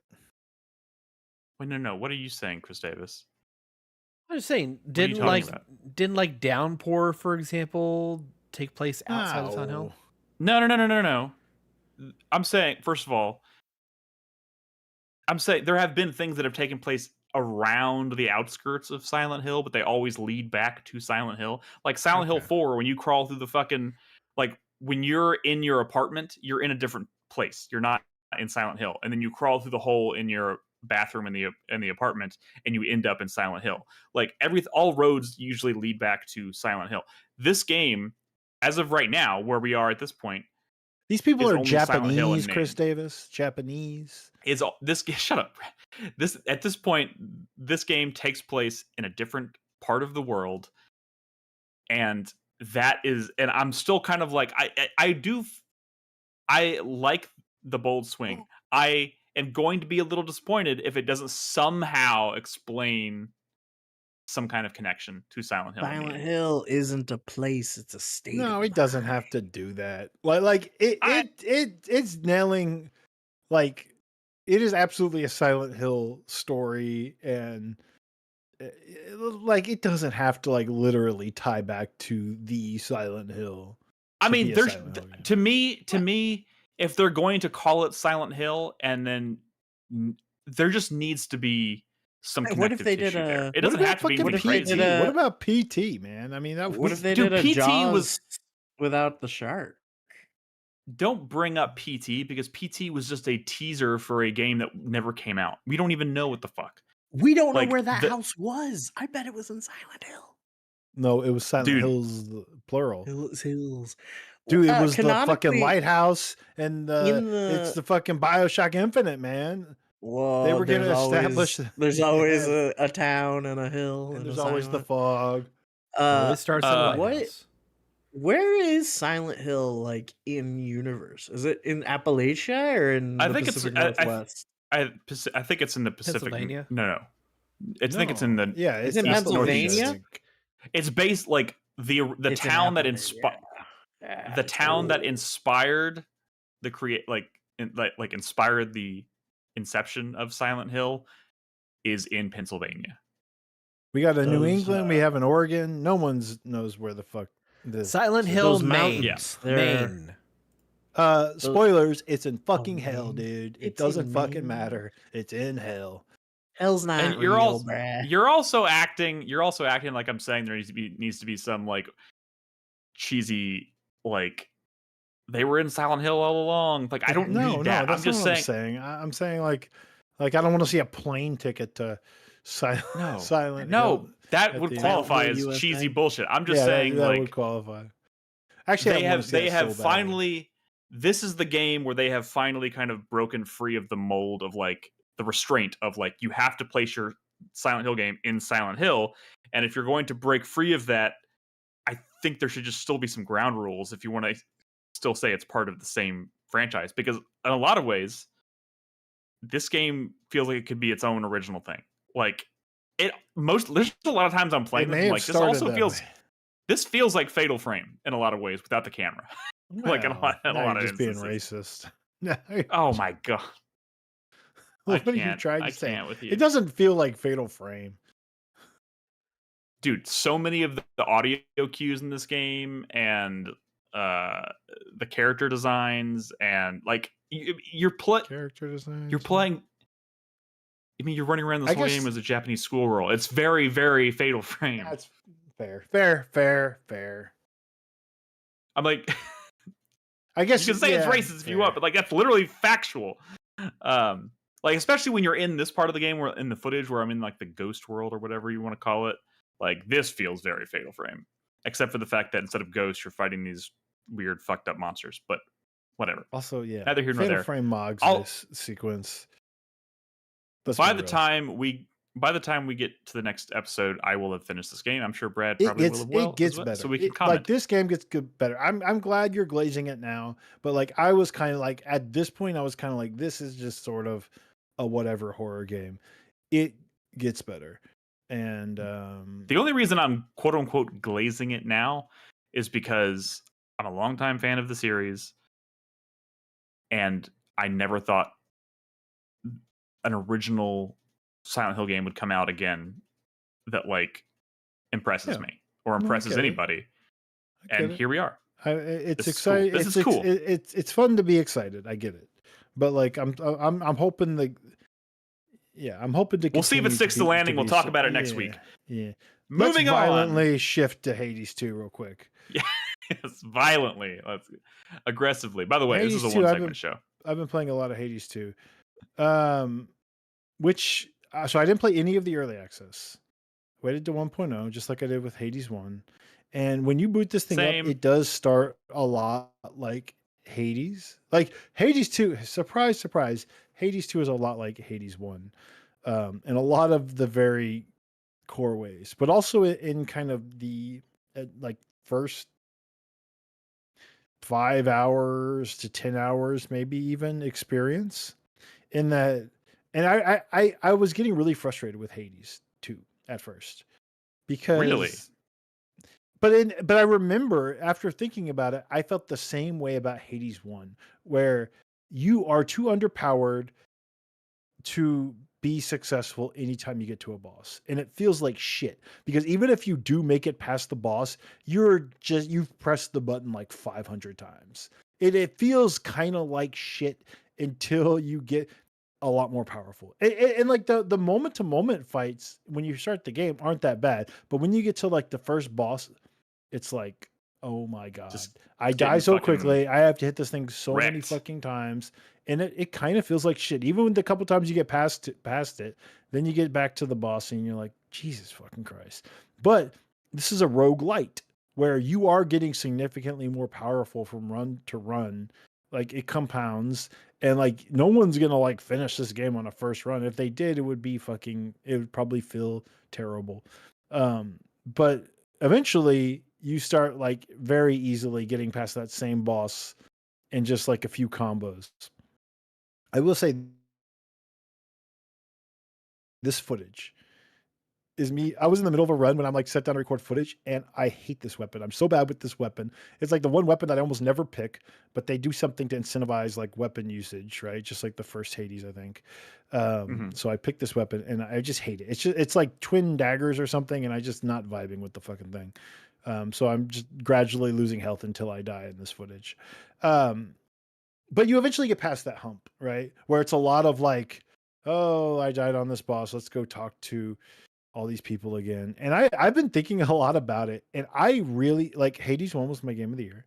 And I think the writing is great. And I really I think that story is great. I think it's like, you know, the performance from like Zagreus and like a lot of the key characters was great. I think, you know, I think it's like a very like emotionally resonant story. Like it's a good story and there's a good payoff from like the first time you beat the game to like the 10th time you beat the game till like you get like the true ending.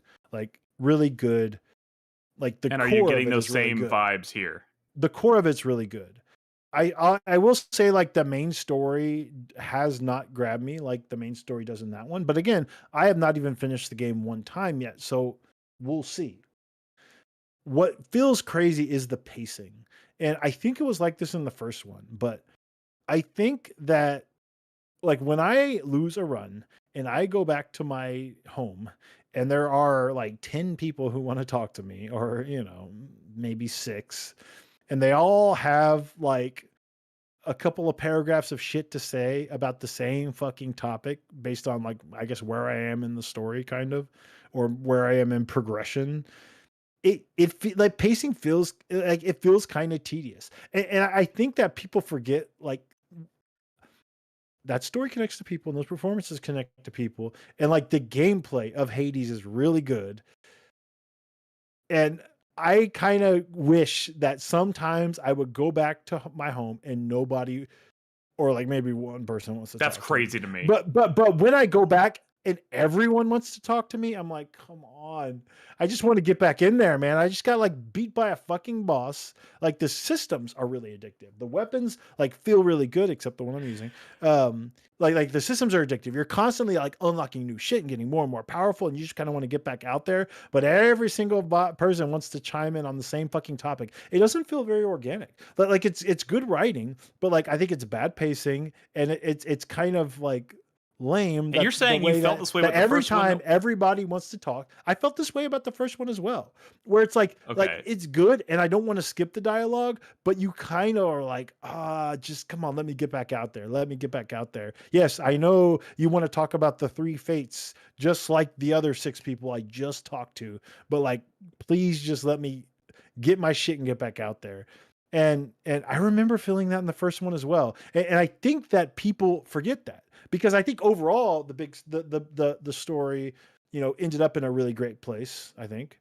And like you have good small moments with I don't think everybody felt that but way. But like I could be wrong. I think it's a pacing issue. I wish, and I think there is more of it, more like NPCs like occasionally appear in the world, and having the interactions out there feel way more organic than, you know, 8 people standing around at home, each having a thing to say every time you come back. And I wish they did more of that and less of like I'm saying, like, why can't I go back to my base and just a couple people have something new to say? I mean, I kind of see what you're saying, but like in that first game, it's a lot. It's a lot of talking. When It's like intense game, and then like talk. That was what made the game palatable to me, though. I don't made it palatable. Yeah, like for me, like going like to me, I felt like when I lost a run, I was like, that's okay, because now I get to go talk to all my friends. And like it's not that stuff was bad. It's just it didn't feel very organic, and it was like a talk to everyone. And like they kind of have some of the same types of characters from Hades 2. They're different characters now, but like there's a cute character that wants to talk to you about is kind of silly, and there's like a character who's like fucking like kind of doesn't like you that much, and there's a, you know, there's the stern parental figure. The tropes. Well, I don't think they're tropes. They're just very similar to like Hades 1 counterparts. And that feels a little weird. And like I'm kind of waiting for the main story because it's like, I got to kill Kronos. I got to kill Kronos. I got to avenge, what Kronos did. And it's just so much of that. And every character is the same, like from every like story beat, every progression beat, you have 8 people who want to all talk about the same thing. And I'm just like, can we talk about something else right now? Like, I want to just I want like a conversation that isn't about the main story and what's going on. I want just a random conversation about fucking squirrels or something because How much these have you actually interactions played? don't feel. I'm just curious. I played a lot. Like, and the game is doing cool new shit. Like, structurally, there are 2 runs you can go on. Hades 1 was always the same run. The same, like, go this biome, Ooh, and is a this branching biome. run? When no, it's not even a branch. Like, it's a branch when you leave town. It's like, do you want to go to the underworld? Do you want to go to the fucking surface? And those are very different biomes, very different places, very different final destinations. With like structurally, cool. they're doing different things, which is super cool. Like this area I'm in, it feels very, very Diablo. Like you go into like Hades 1, you go into like a room essentially, right? Or like, these areas feel very small. And this area that I'm in, this biome, they're big, like expansive fields with like multiple of your boons and upgrades. Like you could have like up to 3 plus in the same field, and they all like might trigger encounters, and they might even be like minor pickups. And like even the vibe is very Diablo. Some of like the sound effects, I mean, Hades is like a series also kind of inspired by Diablo. Like when you like, what is it, like drink from a fountain, you're like, okay, that's just, you just ripped that off of Diablo. And I love that about it. But it's cool to have an area that is very much like that. And I feel like all of the areas in terms of like structure and kind of like what they're doing feel very distinct in that way. Like when you, I'm not going to spoil the story or anything, but when you get to the surface, it's like a very different like pace of like how you play Hades, which is cool, and all that stuff's fucking, that's what they've nailed, because Hades 1 like started to feel really repetitive. Those 3 biomes in the same order over and over and over again. This feels really cool. And the weapons are neat.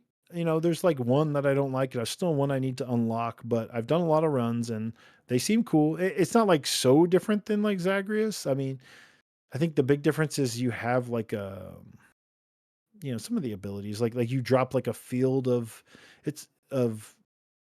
energy that can kind of like lock down like it's a big circle thing that you place on the ground, and it can like slow down enemies. But you're buffing those with the same types of effects you would in like Hades 1, like where Zeus would do the lightning and Poseidon kind of does his thing, and there's new gods of stuff, of course, and they find like new twists to make it a little bit different. But like the moment to moment Hades feels as good, but it's also very similar to kind of like Hades 1. Yeah. But they introduced new systems. Like I just started unlocking familiars, which is cool. That wasn't a thing in Hades 1. To me, that's like, it's Greg Kasavin. He loves Symphony of the Night. That's why there's fucking familiars in this game or whatever. I heard there's a hot spring that's just for fucking. Yeah, but I've not gotten to any. I haven't like proceeded to do any fucking yet, because remember in Hades 1 where every time you gave the gift, the whatever the drink is to each of the different people, they would give you like an accessory that you could equip when you go on your charm, run. or like yeah. I have not developed a relationship to any but one person, because I'm still giving those to like different people, and then you can give them to the gods and stuff. Eventually, I'll start giving them the good drinks, but we're not there yet. I have a hot spring, but I'm not there yet. And like I don't know, like the way you construct your build, they know their audience around like these tarot cards. It's effectively the same way you kind of built your character up in the first game, but like it's a little bit more like interesting, like the way they kind of like the first game, you were just kind of like choosing things off your little purple list or whatever, right? Here it's more like visually interesting, and they kind of do some like, well, if you activate like I have a tarot card that has like an effect that I equip on my character build style, right? But like it doesn't come into effect until I have like 5 tarot cards, each of like one like level of size, 2, 3, 4, and 5. I have to have activated one of each number, and then that card becomes active. So there's like weird little like meta stuff you can do to like get even more out of your builds, which is neat. I don't know, but I'm you're here still for the upgrading. Like fucking. your weapons have like 3 different aspects or 4 different aspects, and you're upgrading those just like in the first Hades. It's very Hades. Are But you know what? Hades is the good. So upgrades are the upgrades all still like the same gods? there's a lot of the same gods, and then there's a lot of new gods, or a lot. I mean, there's some. Is There's my some. girl The Meg new anywhere gods? in here? Jack Kirby's new gods are in this game. I've not seen Meg, no, but I've Yeah. seen like the Meg replacement. I mean, that's cool, but like, I miss Meg. She might bet have she even be shows up. voiced by the same.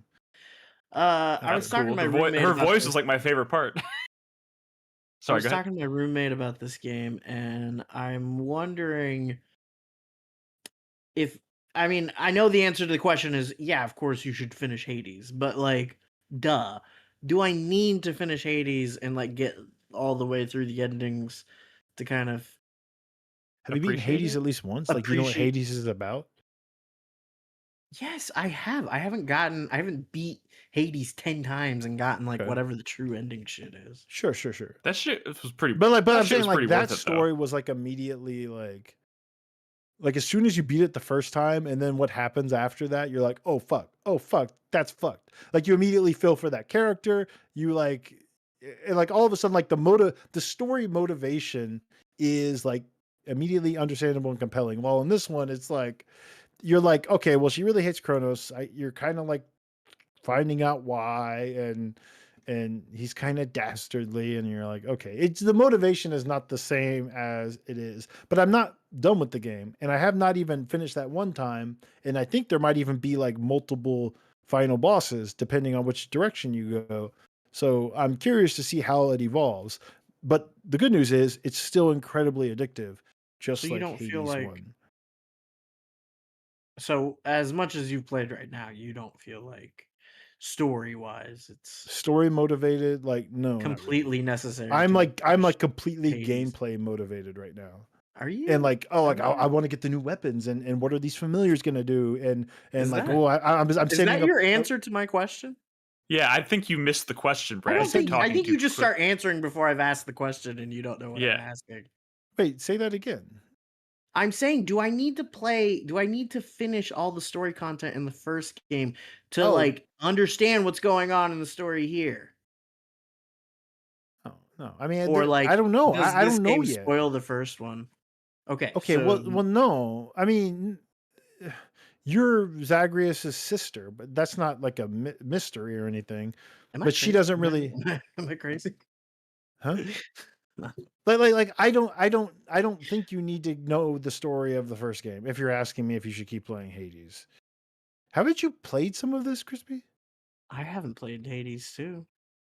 I thought you played it when it was in early access. I've never touched it. Oh. Wing It in chat says, I think you're good as long as you just get the cliff notes of like the general, like the family, like so you Yeah. understand like the You've played enough family of it. structure. Yeah. Yeah, Persephone's your mom, and you can't survive on the surface, and you're beating the run so you can talk to her, and you know. Okay. All right. Yeah. I think you could just play this one. But just beware. You're going to die to the first boss a lot. All right. She's got too much health, and I'm gonna finish the first one before I play this. you already finished it, you said. I didn't finish it. You didn't get the true ending. What is happening right now? Have you beaten I don't Hades? know.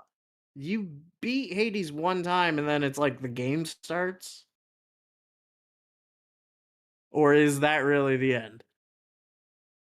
I Wait, think it the really is first one of Hades- those. The first Hades is one of those games like Nier, where it's like if you stop after the first thing, you have. It's That's like what I'm stopping at the saying. end of it's like stopping at the end of Act 2. Like of I Hollow Knight wouldn't say I Silksong. Like, beat Nier Automata if I just got the first ending and didn't replay yeah, it. it's the same here. I would say it's the same here. Yeah, it's just weird because you beat a run. Like you literally have to play the game a bunch. I don't know. But it's still I gotta- continuing to it's still continuing to give you new dialogue and new story stuff in between those runs, and the story keeps going. So yeah, you really It was do 10 need to runs, finish. yeah. If you God, you're killing me, Brad. What? I don't know. You're like Crispy's just trying to get an answer to his question, and I'm trying to answer it, and you're making it difficult. Hades is saying not no. over until you have beaten the game 10 times. Let's just leave it at that. Okay. Yeah, but also I don't think you need to play Hades 1 to play this. Okay. Is my answer. Yeah. But it's pretty good. Hades 2, pretty good. I mean, there's Zeus boons, lightning related. I don't know. I feel a little bit about like the weapons. The way I feel about the weapons is that like they were really trying hard to make weapons that weren't like the weapons from the first game. But like they're still like not that different. But like they're like I feel like they have to be a little weird so that because the first game had like a lot of like pretty standard weapons, even though they were kind of cool and there was neat little twists with the aspects. Here, they have to really kind of go out of their way to make sure they're not too similar. But I don't know. It makes it to where like they're less intuitive. I definitely have to like spend time with a weapon to like figure out what the fuck is going on because I don't know, they didn't want it to be like the first game. But that's your sauce. That's you live for that stuff. Oh yeah, dude. Like the most exciting stuff about Hades are like the different weapon types and like how like the different aspects can dramatically change like how a weapon plays, especially like that final aspect that like significantly changes how a weapon plays. And like getting hammers, which hammers are always to me the most exciting item in a boon or reward in a Hades room because that can like basically make a build pop off. Like it'll have a significant effect on the way like a weapon even controls in a big way. I don't know. Like Hades is fucking good.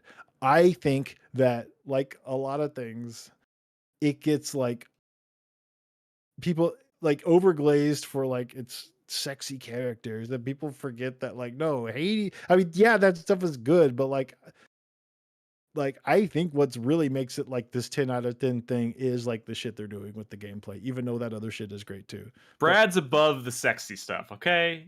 No, I mean like I'm above like he's the not here to memery goon about the sexy stuff.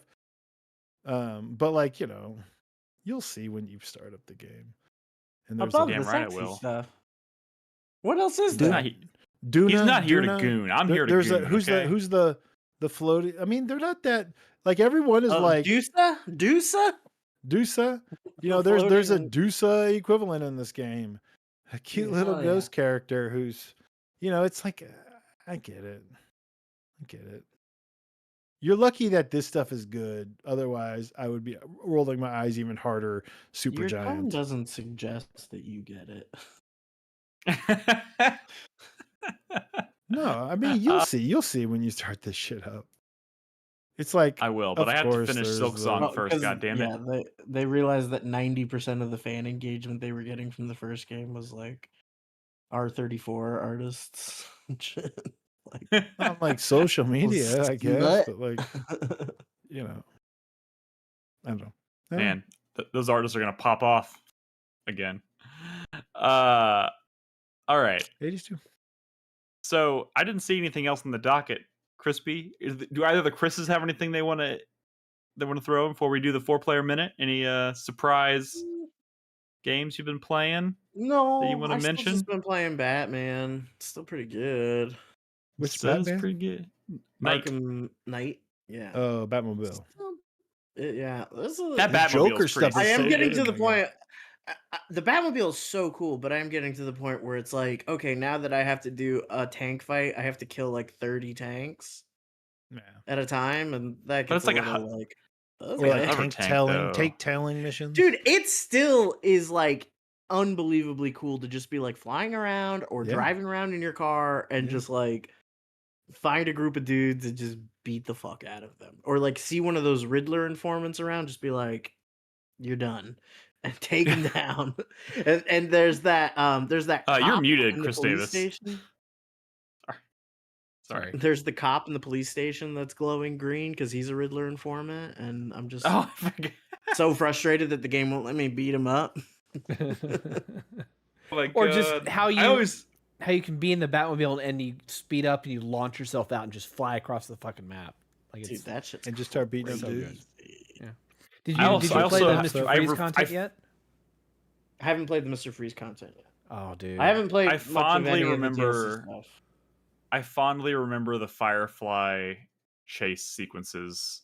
Those were pretty cool. I just did the last one and it was actually a little frustrating. What about the but man bat? Dude, The the Man man Bat- bat's so good. The Man Bat stuff is fun when you're just like, you know, up on the roofs, like taking out like a watchtower or something, and then you just see him like flying around in the distance. That's the And stuff you're that like- that game did better than You're the like, others. Come I here, think. Kurt. Time for your Especially medicine." the Joker stuff. Yeah. The Joker Dude. stuff. Yeah. There's a like Joker like does a little fucking jump scare where he like comes over the edge of a building when you like grapple Yeah. up at one point early in the game, and I Dude, knew yeah. it was gonna happen, and it's still fucking. It was really That whole good. series, but especially Arkham Knight, is just this like such an It's- like incredible like distillation of that It's universe. weird. It's really fun. It's a fun version of it. The thing, like it does kind of ride the line a little bit between like, oh, we're trying to make like a serious, gritty version of Batman, but it still has a lot of the like completely bonkers, like maximalist design of characters, places, like even scenarios are just like fucking ridiculous. But Yeah. Oh, yeah, 100%, it's great. It is pretty perfect. I think a lot of the character designs I've kind of like on over the years, but like they were cool at the time. I don't know. Like I was looking through like the different like Robin and Nightwing suits, and I can't find either. I can't find one for either of them that is like really cool, Yeah. Which kind of sucks, but whatever. The Batgirl one I think is pretty alright. Batgirl one's fine. I- Yeah, I've, it's sick. saw a couple of people chat ask about Final Fantasy Tactics. I was intending on waiting till next week to talk about Tactics. Not that I haven't played like a significant amount of the game, because I have. Have you beaten it? No. Damn, But, Brad, when do you sleep?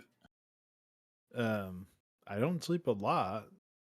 Did you play any of the Final Fantasy 14 Monster Hunter collab? No, I mean I that haven't had fight? time because I've been playing other shit. Like there's a lot out right now.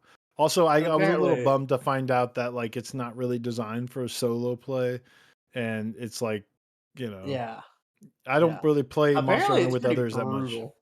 Yeah, Like- extremely brutal. Like kind of like Extreme Behemoth or whatever. But like, and I don't want to do that solo. It's technically possible, but I don't really want to have like a 40-minute fight where I'm Yeah. just like struggling. Everyone to online survive. is like, you should just bring the support hunters. Don't go with Yeah, randos. absolutely, and I would, but like even then, it's just going to be brutal. Pretty good. And that's for the Final Fantasy 14 people. I don't really care about that monster. Chris Davis, do you have anything you wanted to throw in, or This wasn't a very good week for gaming for me. I didn't have much any time. I've played a little bit more Hollow Knight. I'm in the capital right now. I just beat the Soul Master, and I Yeah, just that's got pretty to the far. Crystal Peak area. Oh, you're I making now some have progress. the wall climb abilities. That's made life a lot easier. Sure but does. Yeah, I'm slowly making progress. Maybe I'll finish it in the next 3 years at this rate. Is But, it good? You liking it? You like Is it it's good? good so far. I did scream in frustration when there was a second phase to the Soul Keeper or the Soul Master, whatever. His Oh, name's called. dude, there's so many bosses in all of Hollow Knight, Silksong included, that it's just like don't get too excited, because there's going to be a second, maybe even a third form, Dude. and it just And, the and final, the true. I did get the charm that gives me like much faster healing, so that was a lifesaver. Yep. The true final boss of Silksong, I like. and one of the hardest bosses, I think, for me. Like it took Okay. me it's been a long time since I just fought a boss like all day. Because I don't like I've played like the Souls games, but like being stuck on a boss for like a day, a very long time. Dude, that game's Very, very too long time. brutal. It's too brutal. I All mean, right, Every time I'm I gonna wanna don't. every time I want to Oh, load up Silksong, I'm like, I don't know if I can take this right now. Like, it's so it is brutal. it's it too is pretty good though. brutal. I'm gonna It's talk a too little bit good. about it You in my have to 4 player minute, persist. so keep that in mind. So why don't we go ahead and Speaking wrap of up the which, 4 player minute? well, it's Brad, funny you mentioned that because in my 4 player minute, I was going to mention Final Fantasy Tactics briefly. Because I finished chapter 1 of Final Fantasy Tactics. And I've realized that I've been playing on the new tactician difficulty. And I mean, look, this is a game I've played many times before.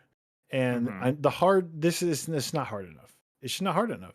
And, you know, it's not like I'm some sort of god gamer. They didn't make it like tactician mode enemies do a little bit more damage. You dish a little less damage. Um, versus like Tactics Ogre Reborn from a few years ago, which was like very hard, and they wanted to keep it hard, and like the story battles had like you would just get level capped. You couldn't like make like completely OP units and stuff throughout the course of that game, and it managed to stay hard. This game is not like that, and I have been playing this game for how many years? 25 plus years now, and I know how to like grind and like make really powerful units, and I'm trying to resist the urge to like play it like I usually do, which is, like lean into the systems and say, what if I just learned all the summons now in this fucking battle, like that sort of shit. Maybe not that crazy. So I've been trying to, I asked around. I haven't gotten like too much of a response, but I've been looking for a way to try to make the game more challenging, like to do like a challenge run of sorts. Now that I'm in chapter 2, but I'm kind of struggling. Like, I don't want to like not engage with all of like the systems and stuff, like because some people are like, oh, just play with one class or whatever, or don't just use base classes. Don't like do like sub classes and stuff. But to me, that's the customization is the fun of Final Fantasy Tactics. So I thought about, well, what if I just bring in like one less unit and just like have like Ramza like running around on a chocobo or something, because like having one less unit in a fight where you're only bringing in 4 to 5 is a lot. But even then, like one of the coolest things, and we'll get into more detail next week, is the voice acting is really good, like especially for some of these characters, and the interactions are fucking good, and it's all new. They have new dialogue. Is there new for cutscenes? story characters who when they've joined your army in the past, like once they've officially joined the army, they kind of stop being story characters. You've seen RPGs do this in the past. Well, they added in like new dialogue for them in battles. So now I only want to play. Usually I use a lot of generics, but now I only want to use the story characters because they have dialogue now. So I can't, like, a lot of the challenge runs are based on like using generic classes and stuff. And I can't do that because I want to hear the new dialogue. Oh my God. I did the battle with like, I don't know if you remember Crispy, Maluda. She's like the sister of like the dude of the Death Corpse who is like, who's dude, like the interaction between her and Ramza in the fight where, spoilers, a lot of people die, whatever, is so fucking good. It's so good. I'll try to find a clip of it, but like, oh my God, so good, so good. I love the story of Final Fantasy Tactics, and man, some of these performances and the accents that they're choosing are like fucking good.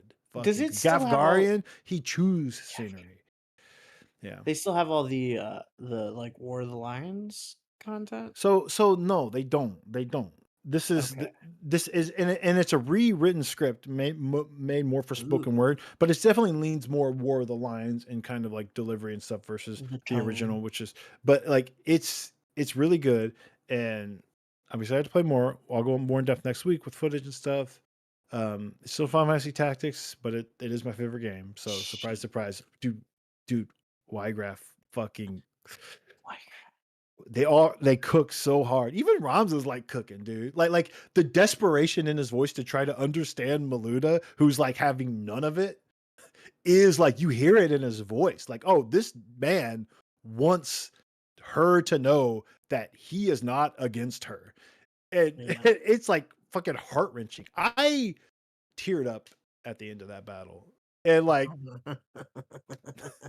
you know, maybe it's nostalgia, maybe it's just like whatever, but it's like, god damn, I've never heard this story like that before. But yeah, they made it too Lava easy. Tactics. I made it. We'll hear more well, about they didn't that make later. it too easy for you plebes. It'll still made be it probably too mildly. It's still gonna whoop my ass, probably. It'll Yeah. piss me off. But I think anyone should play on tactician mode. Probably, I don't know. I'm gonna try to like All not right. use auto potion. I'm not gonna like boost my brave and faith like I always do. We'll see. Fucking nerd. All right, Chris Davis. Final thoughts. Final thoughts is I have Gostiote over in my living room, fully installed, ready to go. I took off today from work, and I took tomorrow off as well, just to play this, and it didn't arrive until like 30 minutes before the podcast. So fuck you, Amazon. Damn. Yeah. Well, this guy here. I was hoping to be able to talk about GameStop, tonight. bitch. No, fuck GameStop. Fuck GameStop. No. I mean, No. yeah, it's kind of the worst. Remember the Saints Row 2 clip? Gotta get to GameStop. I turned on miniature mode in Saints Row 2. Yes, we remember, Brad. The metal on the radio. Classic. Classic Brad. The other thing that GameStop. the other thing that's kind of cool but also kind of insane is that Aspire, the people who could not remake Star Wars Knights of the Old Republic, they decided to remaster the original Deus Ex. And sure, okay, great. Fucking classic all-timer, like everyone should experience this kind of game. All right? Well, it looks so weird, and for a game that came out in 2001, it requires an RTX 2080 to run. What the fuck? Are you fucking kidding me? Spicy. Dude, Aspire is dog shit. Oh man, they used to be able to do decent stuff. Did they? Yeah. Dude, they're bad at this. As soon as you heard it wasn't Night Dive, you should have been like, Mayday, Peace Mayday, out. Mayday. Yeah. Yeah. This is the PS2 game. Did you know Yeah, that's that crazy. That's a bad port. This no, it's you get this. The remaster of this game has stronger technical requirements than Deus Ex: Mankind Divided. Hell yeah. What the fuck? Yeah. Yeah. 4K, it's baby. insane. 4K, motherfucker. I mean, I understand if it's like hard drive space. That would make sense if they're using like completely new 4K textures and everything, maybe even some new animation cycles, but it doesn't look like it. Dude, Aspire has been doing this shit. They've been like porting like original Xbox games to Nintendo Switch, and they run like worse than they did in like 2002. Like they are famously bad at ports. They suck. They are fucking shit. I will. The one thing when I heard they were remaking KOTOR, I was like, no, they're not. And you know what happened? No, they did not. They took it away from them because the Sony found out that they were terrible. It's just so weird. Though I will say that Eidos Montreal is supposedly contributing to this remaster, so it's nice to see them actually working on some Deus Ex stuff. Maybe if this does... Don't get your hopes up. Don't... Look, I have to have my hopes up, Nick. You need to finish Mankind Divided's story. Dude, I have played Mankind Divided. I've played about 50 to 60% of Mankind Divided twice, and I've fallen off twice. Dude, I don't know what it is. I don't know what it is about that game. I hate to break it to you, Chris Davis. Like Mankind Divided is so like I'm pretty sure the video game industry has already executed every single person who's worked on that game. What the Just fuck? like a bullet in the back of the head. Like that team has been like tried to come back like many times to do interesting things in the video game industry, and they keep Not today, getting Satan. like pushed back down into the Stepping on depths of rakes. hell. Yeah, it's Stepping on fucking rakes. horrible but true. Yeah. Stop Kind the of digital divided. apartheid. I feel so bad for that team. Yeah, and the saddest thing about Mankind Divided is that was going to be a two-parter. Like they cut the game off at that point so they could use everything else they built to make the third game, and that got canceled. It's like there's so much more that they've already built that we're never going to see, unfortunately. So, yeah. What can All you right. do? Crispy. Oh, Nicholas, I'm going to use my 4-player minute to ask you if you read any of that Absolute Batman I recommended. No, I have not. Dude, I've been reading it. It's so good. Did you see the stuff I posted in the comic book channel earlier? I did not know. You fucking bitch. You little bitch. Just go look back in the comic book channel. I posted some bits from issue 2 and issue 3, and they are incredible. They're Okay. so good. I was actually thinking about such a making fool. I was thinking about making a trip to Dragon's Lair last weekend, and it just didn't come to pass. Damn dog. Just look at these, and you'll be like, "Oh shit, that's peak. All right. It's peak. It's fucking You got peak." it. Also, I think there's a new comic book shop that opened down here by me, which I might go check out. I don't know. Do it. Sounds But like you yeah, should. I haven't. Oh, the other big thing in my life right now. I don't want to say too much because I don't want to jinx it, but Crispy's a dad. I got 4 kids. No,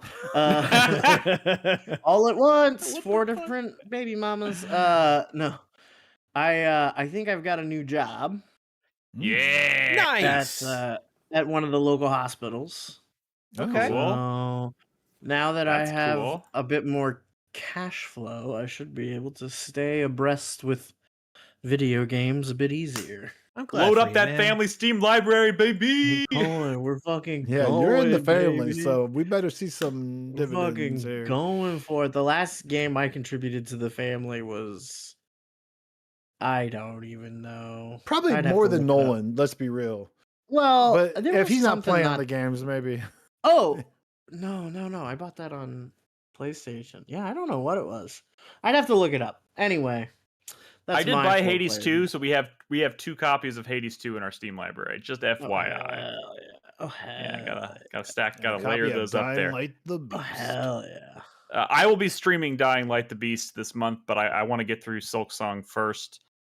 Speaking of which, it's my 4-player minute, as I mentioned. I have been playing a lot of Silksong. I've been trying to kind of just like nose to the grindstone, so I can get through that. I finished Act 2, got into Act 3, and that act sucks. It's kind of whooping my ass, but I'm slowly but surely making my way through it.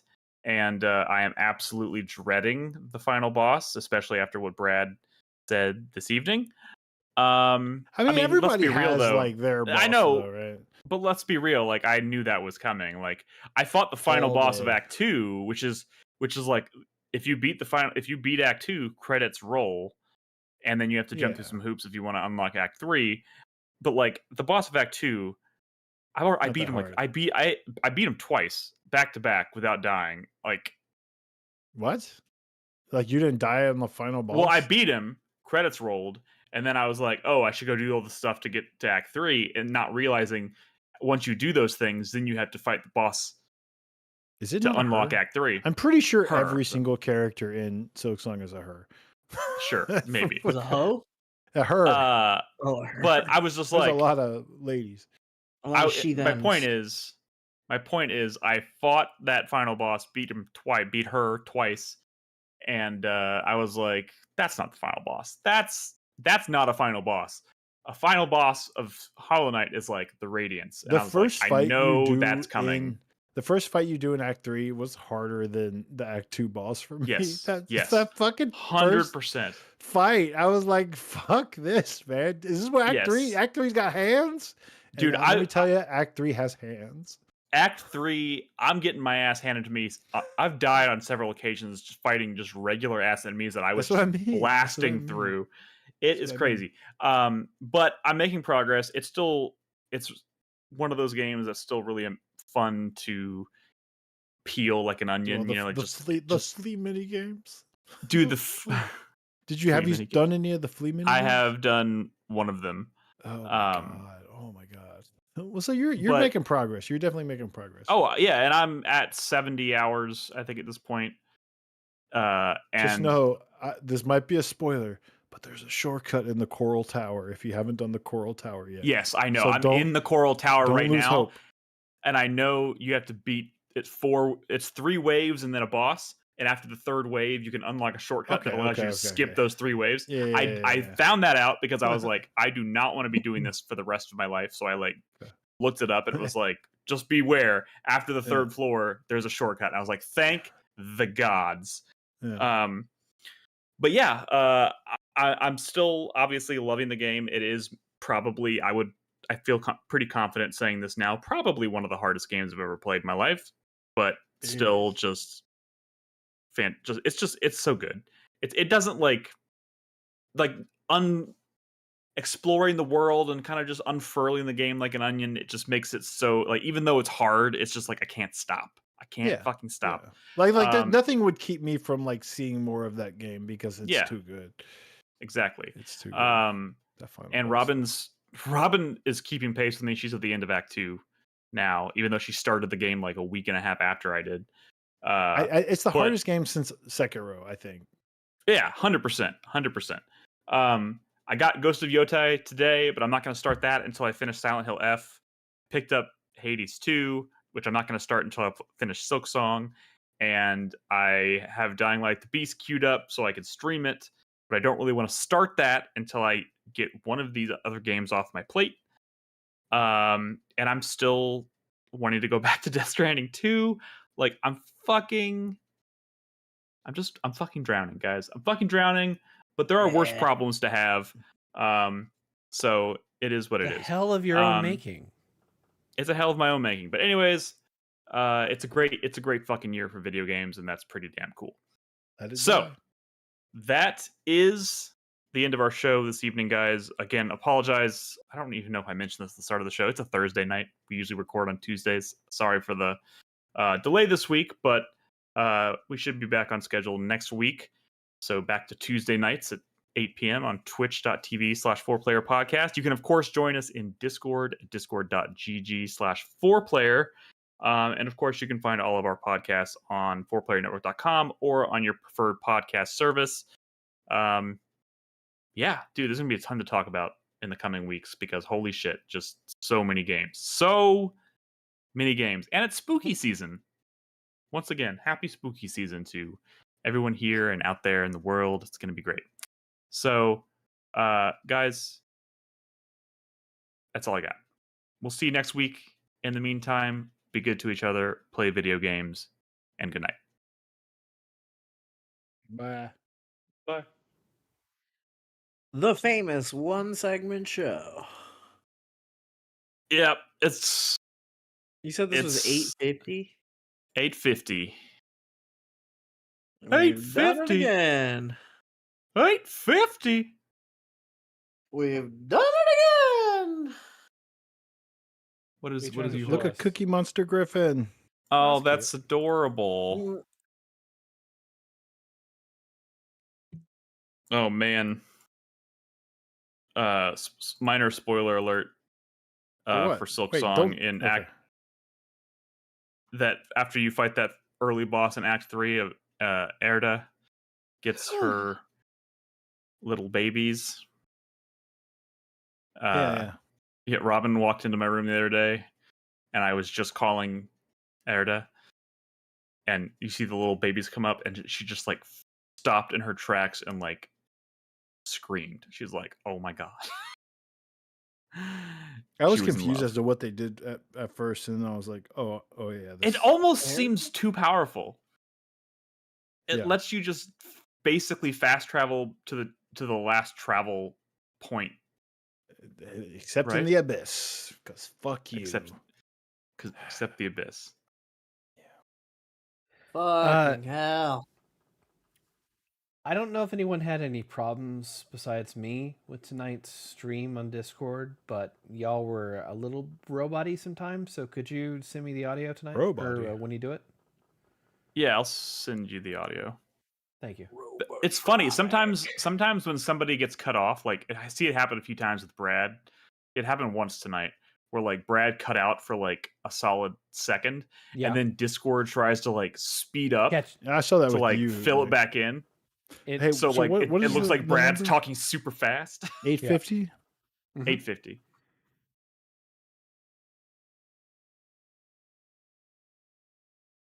Damn dogs. Hey! Did you watch my video link, Crispy?